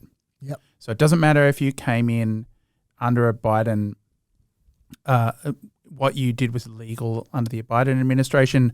The Biden administration is not a legal entity. You know, that's where all the auto pen kind of stuff comes from. Yep. We don't even know who's in charge when Biden is ostensibly in charge. The other is that immigration is a national security issue first and foremost. So that means that there's all this latitude in the courts that around executive discretion and power that you can do things that you wouldn't able to do otherwise, even though they stop them frequently. Yes. And the other is that this constitutes an invasion. Yes. So those 3 things together are kind of the makings of a completely parallel legal system and really theory of power, which is going to have less and less to do with traditional executive functions in the US. That's a really good observation. I don't really have a response, so just to go bravo. Yeah. I mean, look, I'm going to talk more about immigration in the next PEP as well. I've got a lot to say, and I suppose what I'm doing in a way is describing this new system you're talking about. Yeah, and so I mean, we won't get into the stuff which is happening in LA and elsewhere this time. I don't think next pod. But people have different kind of threshold moments they talk about when the US is like officially authoritarian, right? When's it not a democracy anymore? So Niall Ferguson, the historian, says Trump ignoring a Supreme Court order. For him, that's the kind of threshold, right? For me, and I think for a lot of other people, it's Trump using the Insurrection Act. Yeah. Trump using the Insurrection Act is going to be the big one. And it looks like they're certainly flirting with it. And it seems like it's spontaneous. But if we go back to the initial executive order around the so-called invasion into the southern border, where Nome and Hegseth are given 90 days to respond to this executive order in detail with a report, it just expressly says, within 90 days of this proclamation, the Secretary of Defense and the Secretary of Homeland Security shall submit a joint report to the President, ... including whether to invoke the Insurrection Act of 1807. It's right there in the language of the order. They're looking for the excuse, and they're going to keep looking until they find it. Yeah, well, I don't think they're going to have to look very hard, to be honest, because a lot of people, I'm kind of getting into LA territory that we will be talking about in the next pod, but like a lot of people are talking about, what's going to happen next? What's going to happen tomorrow? What's going to happen next week? Honestly, I mean, look, maybe it might just become massive. Maybe we're in the middle of the same thing as last week with Musk and then Trump, where in 3 days' time we'll go back and go, oh my God, I can't, they had no idea what was about to happen. Maybe it's about to become this huge, national riot. But I don't think that if Steve Miller is planning this out at all, I don't think that's his plan. There's no reason for Steve Miller for this to blow up now. This is early days for the Trump administration. And the best thing for them would be for them to spend the last 3 months before an election just completely just at war, essentially, going, no, the whole place is falling apart, like splitting America in two, taking the bigger half, all the rest of it, trying to push the other side to be fringier and more violent and more aggressive. And we know what's coming. Miller knows what's coming. Everyone knows what's coming. The big, beautiful bill is 5 times as much funding for ICE. I'm touched you think there's going to be a next federal election. A lot of people say that. A lot of people say that in the comments. Every time I mention that, they go, oh, how naive is Chaz? Yeah. Look, I don't think it's naive, and there will be an election-like event. But if they are going to introduce what is effectively martial law, especially effectively martial law in democratic cities and blue states, it's going to take time to generate. You and I have debated about whether or not mass deportations are even possible. I think that they are. I don't think that's the same as saying that we will see them in the sort of volume that's been talked about of millions of people. But I do think that this executive control over this federal executive control over blue states and especially sanctuary cities is going to take time to coalesce. Absolutely. And like I said, they know that only months away, they're going to get this huge injection of resources. I can't emphasize enough. Yeah. ICE is out of money. Not just them. Lots of the law enforcement agencies are out of money. They've been spending way too much money on immigration in this first few months, and they are out of cash. They know they're about to get a massive injection. You wait till you see the graphs, which I have to show you in the next pod, and I'll probably show them Planet America as well.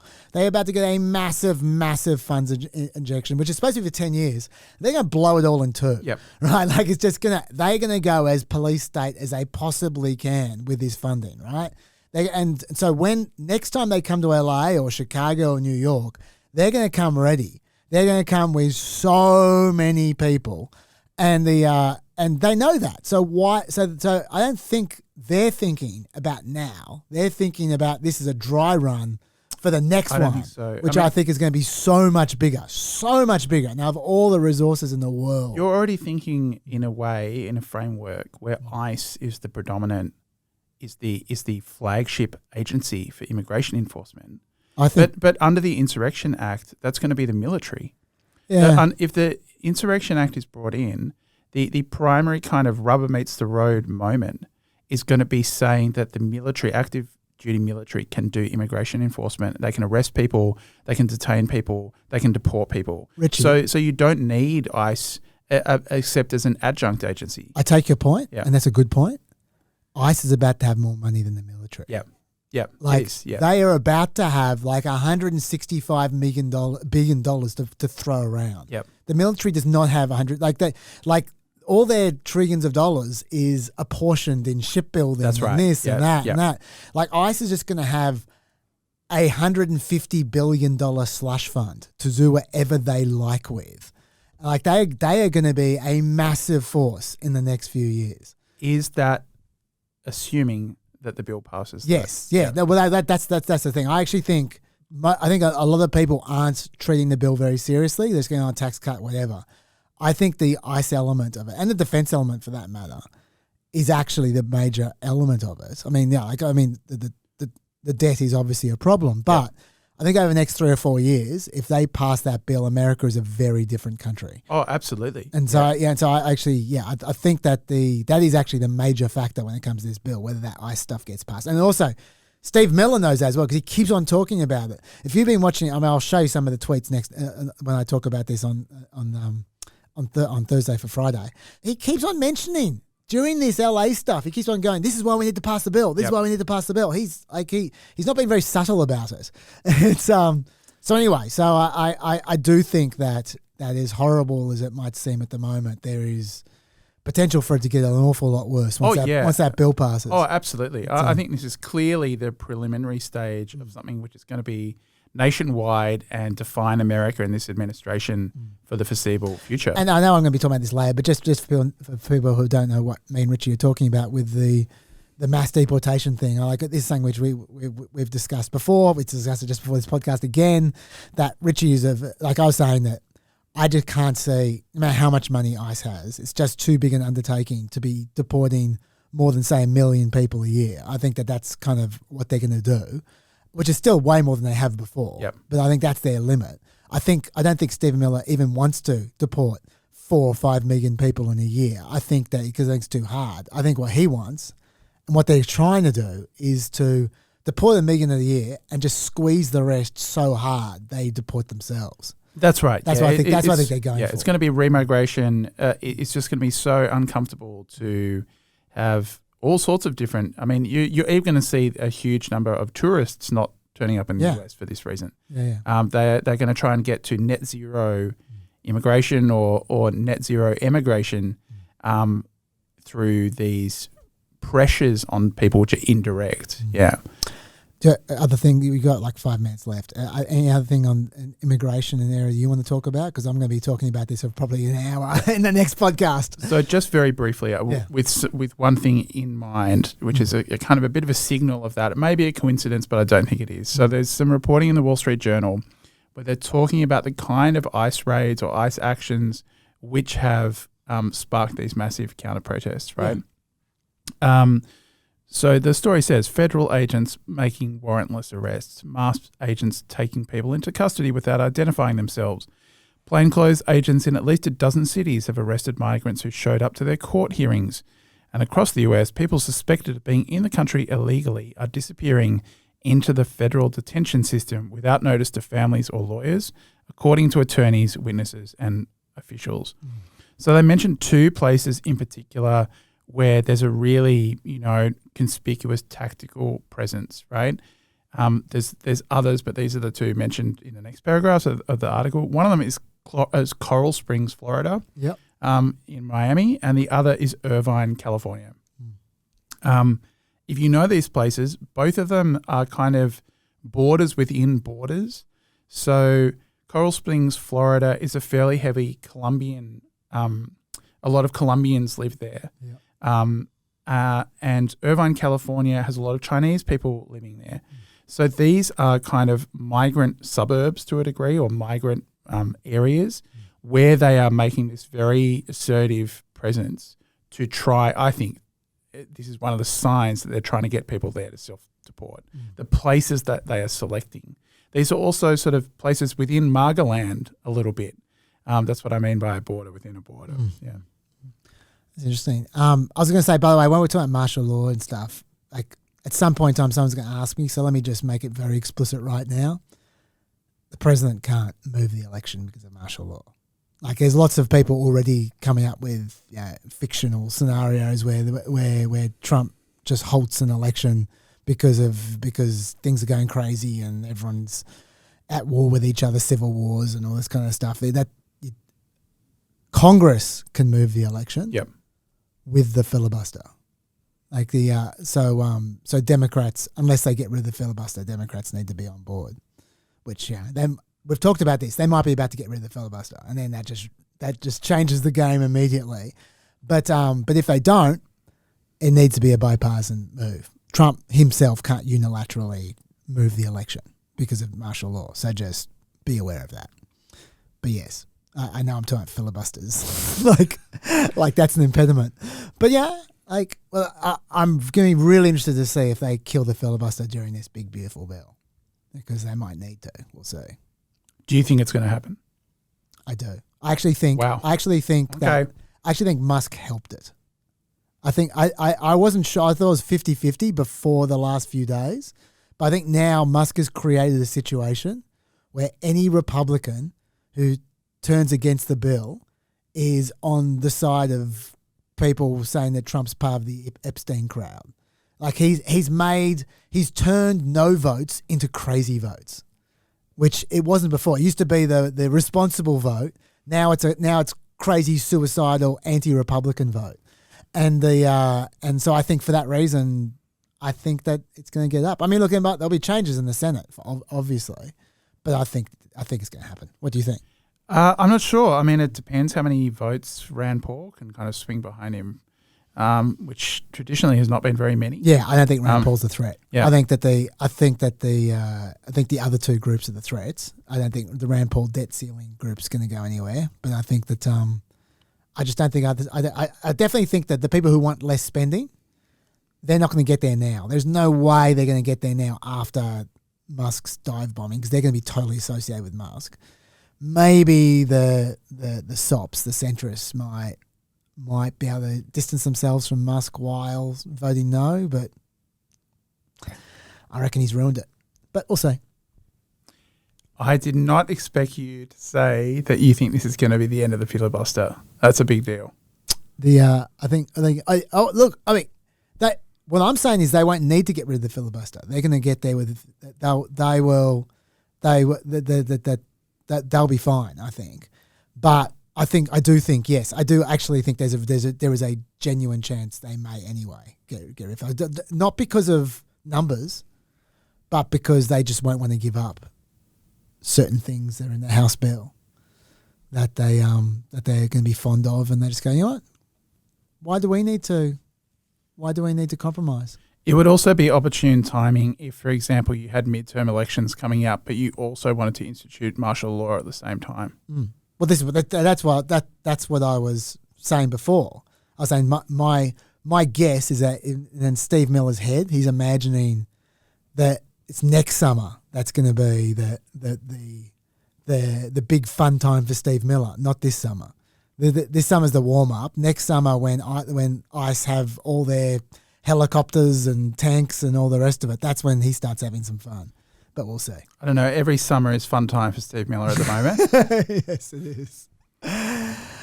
Anyway, Rich, we're just about there, mate. Thank you very much for jumping in here for a little extra. And they're definitely going to. So when do your book out? Because we should definitely get you back here. It's out in August. Okay. Yeah, it's out in August. It's not a full length book. It's just it's a book extra, if you like. But it comes out then. Yeah. Oh, cool. All right. Well, we'll probably get you in before then anyway. But if not, we'll get you in then. That'd be good. Thank you. Always a pleasure.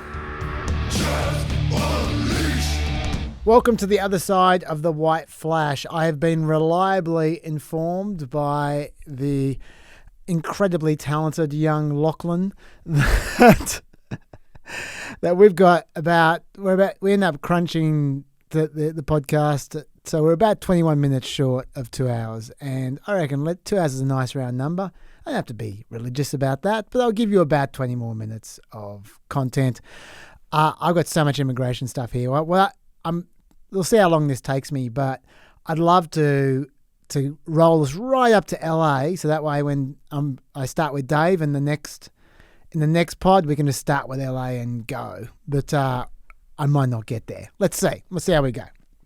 All right. So I'd already told you guys about how the people who were in El Salvador were not the worst of the worst as advertised. So the next step was maybe we need to rethink whether people should get sent to El Salvador at all, especially without due process. And the Supreme Court jumped in at this point in time. Remember, the people being sent to El Salvador were largely, not exclusively, largely being sent under the Alien Enemies Act. And the Supreme Court ruled 7-2 a few weeks ago on a temporary basis, at least, against the Trump administration's desire to use the Alien Enemies Act to swiftly deport accused Venezuelan gang members, at least alleged Venezuelan gang members. They basically demanded more notice for the prisoners than had been given to that point.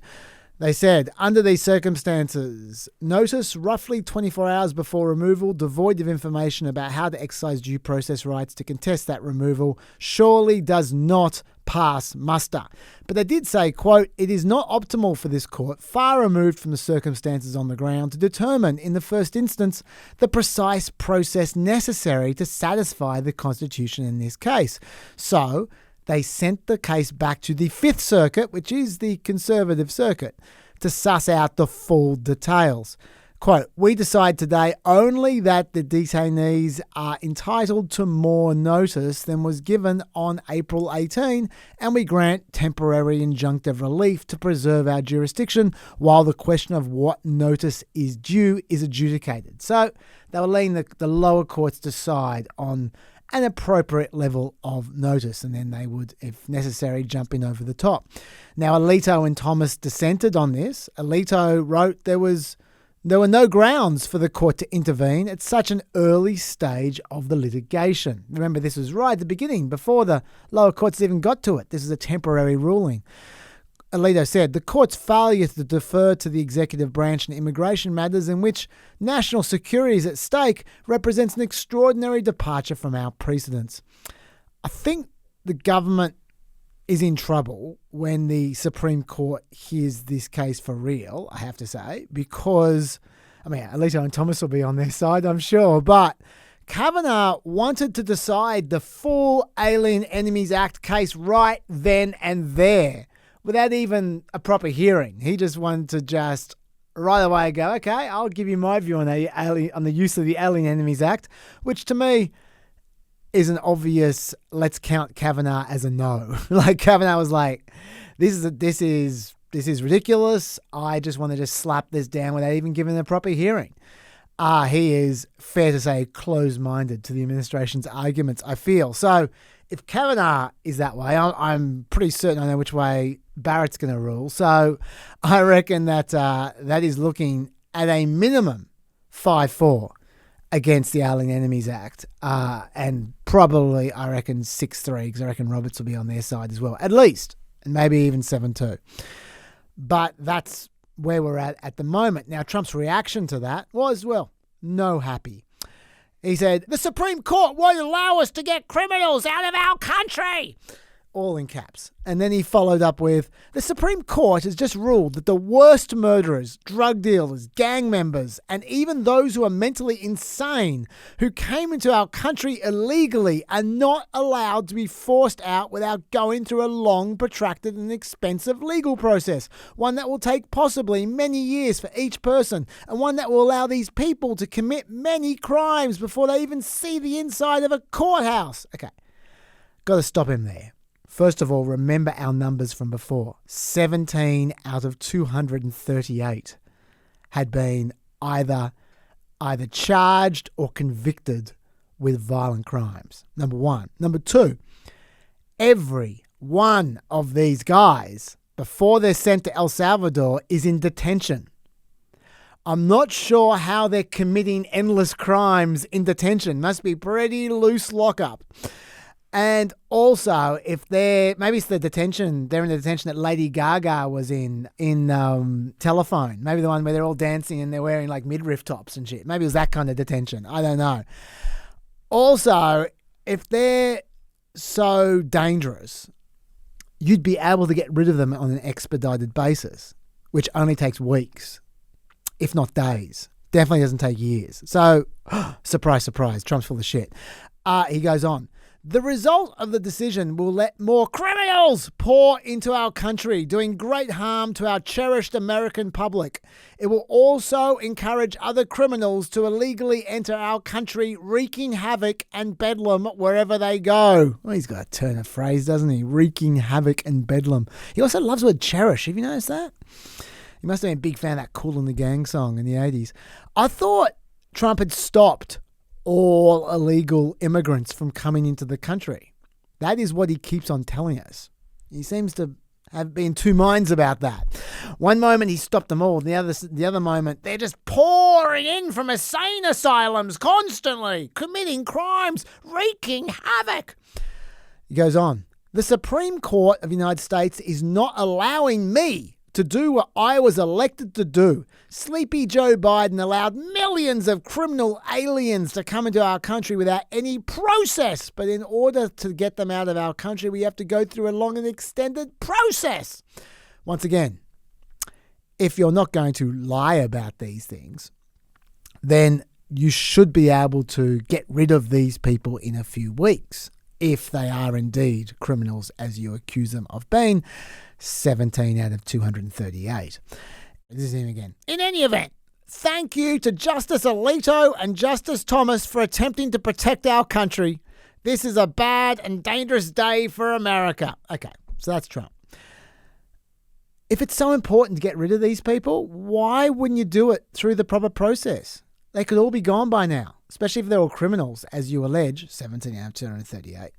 I think it's fair to ask why he isn't doing whatever he can to get rid of people he claims are the worst murderers, drug dealers, gang members, and even those who are mentally insane. Because, yeah, sure, he's trying to send them out on the cheap, but when the Supreme Court says, no, you can't do that, you got to go through a due process, he doesn't go through the due process. He just keeps bashing his head against the wall, screaming and complaining and trying to do it on the cheap over and over and over again till it takes much more time than it would take if he just followed the process. So I think it's legitimate to ask, if these people are so bad and you can't get them through the quickest way, why wouldn't you get them through the second quickest way rather than insisting on trying to get them through in the slowest way, which is what you're doing, of just constantly doing things that you won't be allowed to do?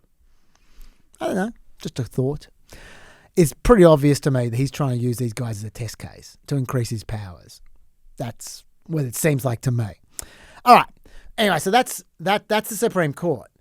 Then the next step in the chain here of sort of what's been going on is you go, okay, one of the main things the Supreme Court was alarmed by was that the Alien Enemies Act, certainly Kavanaugh seemed alarmed by this, the Alien Enemies Act didn't seem to have much justification for its use because that the administration was asserting there was a link between Venezuela and Trinidad, but the government's own intelligence agencies did not find that link, as we know from one of their memos, which ended up getting leaked after Tulsi Gabbard lied about what was in the memo, pretending that Trump was justified by the memo when actual fact it said the opposite.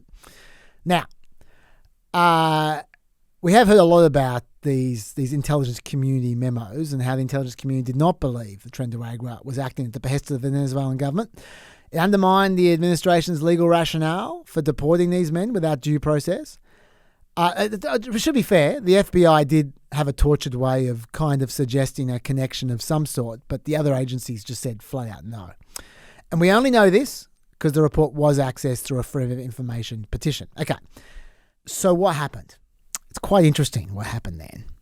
Tulsi Gabbard sprang into action when it was revealed that actually the memo clearly showed that there was no justification for these deportations. She sprang into action and she fired the top 2 officials at the National Intelligence Council, seemingly because they had accurately described what the agencies had said in their report. Rather than changing the conditions or changing what she was saying about the report, she just kept saying the same things, but just sacked the people who created an accurate report that contradicted her. The guy they fired, by the way, had already rewritten the report at their request. They already lent on him to make it more to their liking, and he complied. I can't believe this. The New York Times saw some leaked emails from Joe Kent, Tulsi Gabbard's chief of staff, to the acting National Intelligence Council head, Michael Collins, he's the guy they sacked, saying, "We need to do some rewriting." It was about the intelligence memo. So this document is not used against the DNI, that's Gabbard, or POTUS, that's Trump. And so they did. They rewrote it together. Originally, the report apparently said, while Venezuela's permissive environment enables TDA to operate, the Maduro regime probably does not have a policy of cooperating with TDA and is not directing the TDA movement to and operations in the United States, which is extremely definitive, much more definitive than the final report suggested because they rewrote it. Kent suggested, quote, "Let's just come out and say Trendaragua leaders are given sanctuary in Venezuela as their gang members commit horrendous crimes in America. Then we can provide the context about our exact knowledge of a relationship between TDA and the Venezuelan government." And then he just made up another claim entirely by himself that Trendaragua, it wasn't even spin, it was just made up, that Trendaragua didn't need logistical support from the Venezuelan government because former President Joe Biden had given it to them instead. That's just fiction. So now Kent wants them to implicate Biden in the conspiracy. So they end up messing with this report for political reasons. But even after that, it still undermined Gabbard because she obviously pushed it even further with her spin. And so they still sacked Michael Collins anyway because he didn't mess with the report enough for it to not be embarrassing to Trump. These are the people who are responsible for compiling intelligence reports for the next 3 years. The only reason we know what I just told you is because it was leaked by someone. I wonder who leaked the emails between Joe Kent and the recently sacked Michael Collins. I wonder who that could be. But no, that's not always going to happen. It's not always going to happen. You're not always going to have leaders pushing back. Sometimes they'll just go, yeah, cool, let's rewrite it exactly how you want, and let's just make up some shit, and Tulsi Gabbard can just say whatever she likes. We are in that zone now, which is worrying, because I'd like to be able to trust intelligence reports. At least trust that they're not lying. You don't have to trust that they're right, but I'd at least like to trust that they're not deliberately lying about what they've found. Okay, I guess where we're at is we just can't trust anything that Tulsi Gabbard puts out because she's dishonest. That's nice, isn't it? All right, let's move on. Remember Judge Boasberg? He was the first judge that ordered the original El Salvador plane to not take the prisoners to El Salvador. He asked them to turn it around and they ignored him. And since then, he's been exploring the idea of contempt of court and all kinds of stuff. Well, he's ruled again on this issue that every single Venezuelan sent to CECOT, that's the big gulag in El Salvador, under the Alien Enemies Act, needs to be given the due process they were denied. He didn't comment on whether the law was invoked lawfully.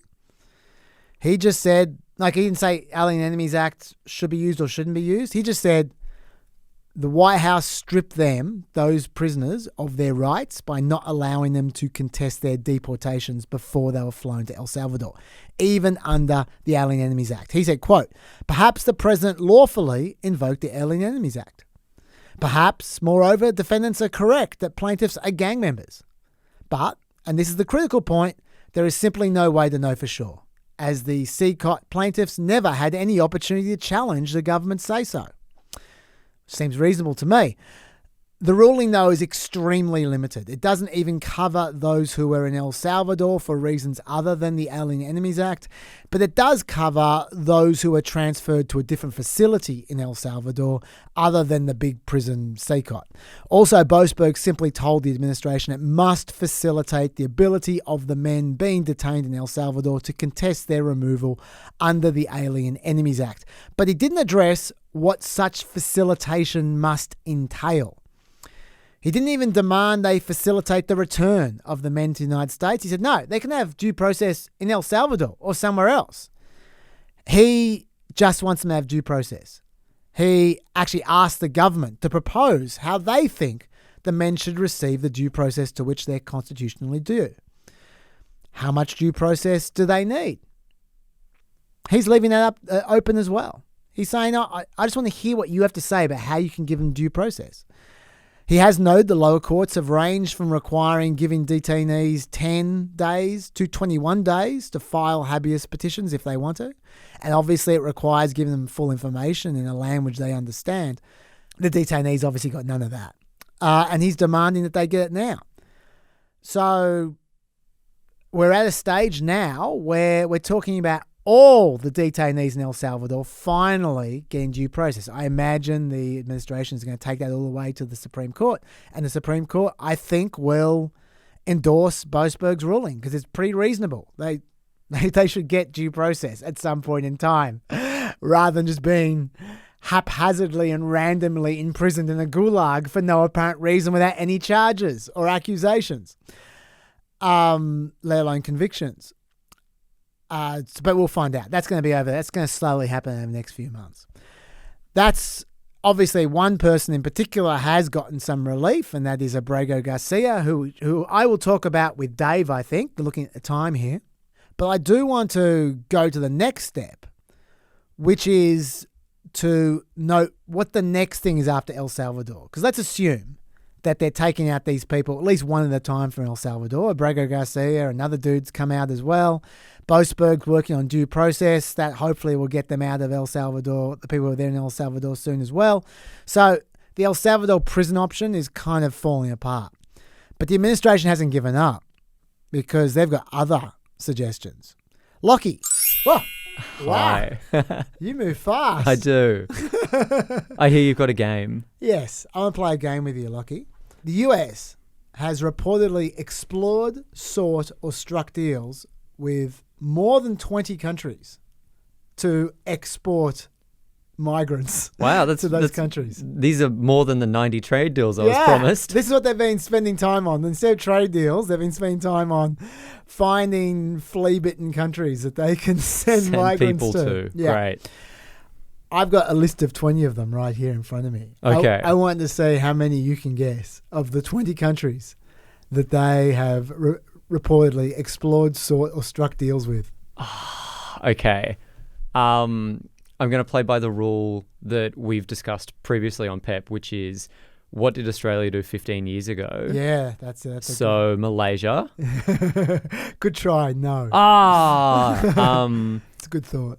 Who else did we try? It won't get you there. It won't get you there. I wouldn't follow this. That one's not going to work. It's not going to work. So they're ahead of us now. Well, they've just got different countries. They've got different Rolodex. Israel? No, but that's a great thought. Okay.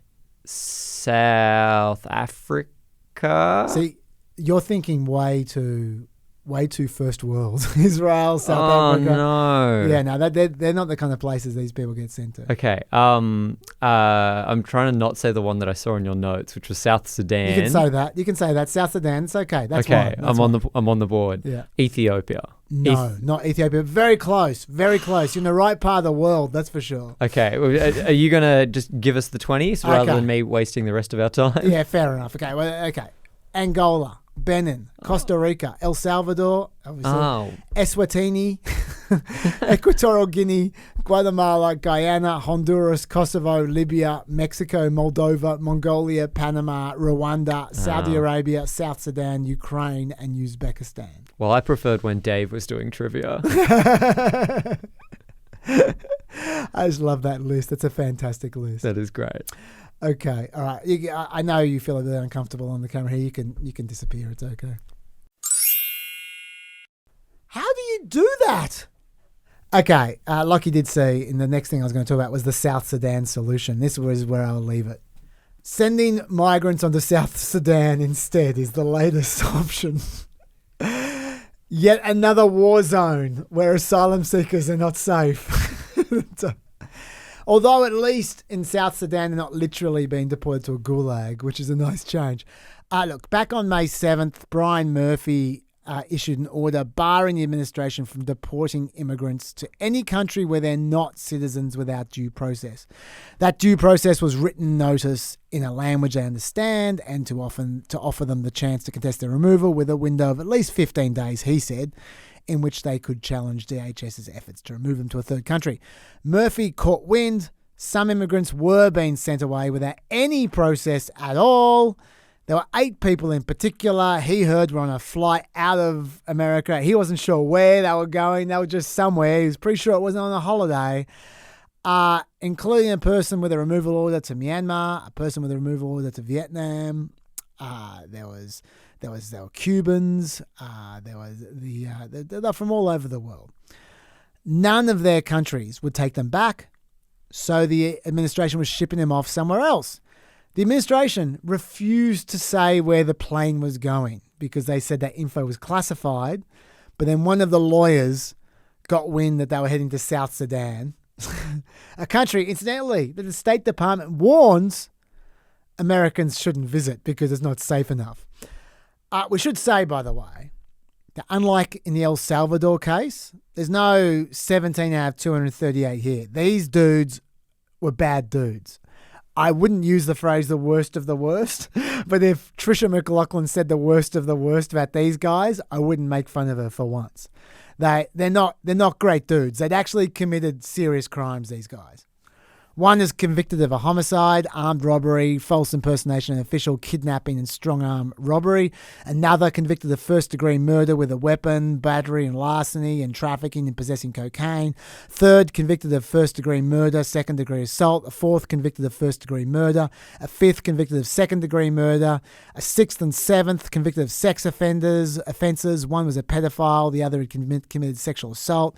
One was convicted of robbery and possession of a firearm. So, just for once, these dudes genuinely are an issue, okay? Let's be fair. But the rule of law still applies to you even when you're a bad dude. And so Murphy ruled that the government must maintain custody and control of deportees to South Sudan and other third countries to ensure the practical feasibility of return in the event the court deems the removals unlawful, adding that he expects the immigrants to be treated humanely. This time, unlike the El Salvador example, they didn't completely ignore the judge, even though the plane had already left. Might be part of the reason was because Murphy was being particularly reasonable. He gave them full flexibility how they could comply with his ruling. He was eager to not interfere with their executive foreign policy power. He said, I don't care. I don't care how you give them due process or look after them while we determine the due process. Just keep in control of them. Over there, back in America, wherever you want, just keep in control. So if we rule that they need to come back, you can bring them back. You don't give us the El Salvador, we can't bring them back anymore. But whatever reason, the administration listened to them. So they landed the plane in a US military base in Djibouti, which, if you've been playing my geography game, is a tiny little country just on the Horn of Africa there. That was their choice. But then they acted like the judge told them to do that, when he didn't at all. This is what Caroline Levitt said. And now Judge Murphy is forcing federal officials to remain in Djibouti for over 2 weeks, threatening our U.S. diplomatic relationships with countries around the world, and putting these agents' lives in danger by having to be with these illegal murderers, criminals, and rapists. This is completely absurd. Judge Brian Murphy is not the Secretary of State. He is not the Secretary of Defense or the Commander-in-Chief. He is a district court judge in Massachusetts. He cannot control the foreign policy or the national security of the United States of America, and to suggest otherwise is being completely absurd. And Trump was even more explicit. Trump said, a federal judge in Boston who knew absolutely nothing about the situation or anything else has ordered that 8 of the most violent criminals on earth curtail their journey to South Sudan and instead remain in Djibouti. I've always given to this administration that these are really bad dudes. You can just say a bunch of murderers. Just say what you normally say. But no, he's got to escalate it again. Somehow he's found a way to exaggerate the fact he has basically Con Air on a plane to turn them into the most violent criminals on earth. just for once, just say how it is. You can do it here. Anyway. Just to be clear, Murphy wasn't saying they had to stay in Djibouti. He said you can put them anywhere, but you need to retain the ability to bring them back if a court holds their deportations illegal. Okay, Murphy said, defendants have mischaracterized this court's order while at the same time manufacturing the very chaos that they decry. The court recognizes that the class members at issue here have criminal histories, but that doesn't change due process. That's correct. The court treats its obligation to these principles with the seriousness that anyone committed to the rule of law should understand. The court never said that defendants had to convert their foreign military base into an immigration facility. It only left that as an option, again, at defendants' request. Okay, so that was 2 weeks ago. Since then, they haven't moved them out of the military base and things have gotten a lot worse. The administration refused to take the prisoners either back to a prison here or anywhere else. They're getting very stubborn about it. I think they're hoping they can wear Murphy down, and they're not wearing Murphy down. They're still acting like it's Murphy's fault. Melissa Harper, the number 2 official at ICE's enforcement and removal operations, described the situation in court under oath. The aliens are currently being held in a conference room in a converted Connex shipping container on the US naval base in Camp Lemonnier. This has been identified as the only viable place to house the aliens. The only viable place in the world, apparently. They don't have jails in America where you can keep them. But anyway, she described illness amongst the detainees and government agents, inadequate medical care, 100-degree outdoor temperatures. She detailed risks of malaria, exposure to smoke from nearby burn pits, potential attacks from militants in Yemen.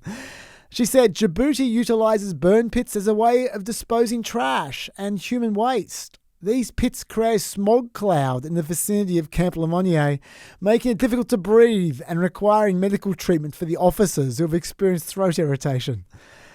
There are 11 ICE personnel supervising these 8 prisoners, with 2 other ICE employees serving as medical staff. Those officials, she said, quote, do not have the capacity to maintain constant surveillance, custody and care of the detainees. She said, quote, ICE medical staff has also received limited medication and medical supplies for both officers and the aliens from DOD. It's unknown how long the medical supply will last. She said that within 72 hours of landing in Djibouti, both the ICE agents and detainees began suffering from unidentified illnesses. Quote, ICE officers continue to feel ill with symptoms such as coughing, difficulty breathing, fever and achy joints. These symptoms align with bacterial upper respiratory infection, but ICE officers are unable to obtain proper testing for a diagnosis. So why are they still there? I have no idea, but the administration is choosing to leave them there. I think they're determined to try and turn South Sudan into a thing. And they're just going to try and wear down the judges until it happens. I guess we'll see where that ends up. That's where we're at the moment. El Salvador's on the way out. South Sudan's on the way in. Honestly, it's probably an upgrade. But I would prefer for them to not come up with dodgy shortcuts. That'd be what I would prefer. I mean, look, admittedly, they have a problem here. These people aren't being accepted by their home countries. Okay, so they should definitely be deported. They're murderers. And their countries aren't accepting them. So the administration has a problem here. But I'll tell you the solution to that problem. Pay off some country. I mean, Rwanda might be the one. That's what every other country likes to pay off. But pay off some country which is not a war zone where they can actually live in it with a reasonable life. Like maybe a Moldova type option is the one. So at least you're not being inhumane.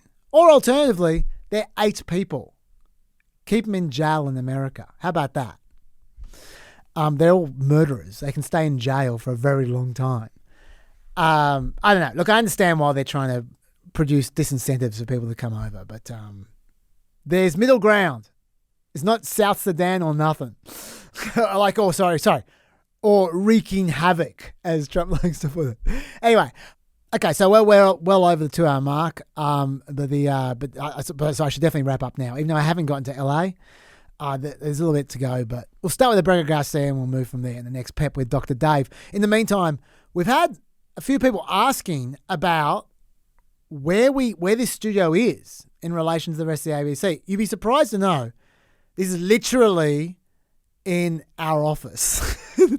Like, we got a door shut, so we're not disturbing other people. But I'll get Lockie to film outside. You'll be seeing this if you're watching this PEP Extra. You'll be seeing the footage right now of Lockie walking from our studio with his phone out to show you how close you are to my desk and John's desk. And it's pretty convenient, but it's pretty weird. This studio's in the middle of an office. So that's the answer to that question. Anyway, I will see you guys in 3 days' time. Be 2 from my record. And until then, I hope you enjoyed our first extra in the new environment. Stay peppy.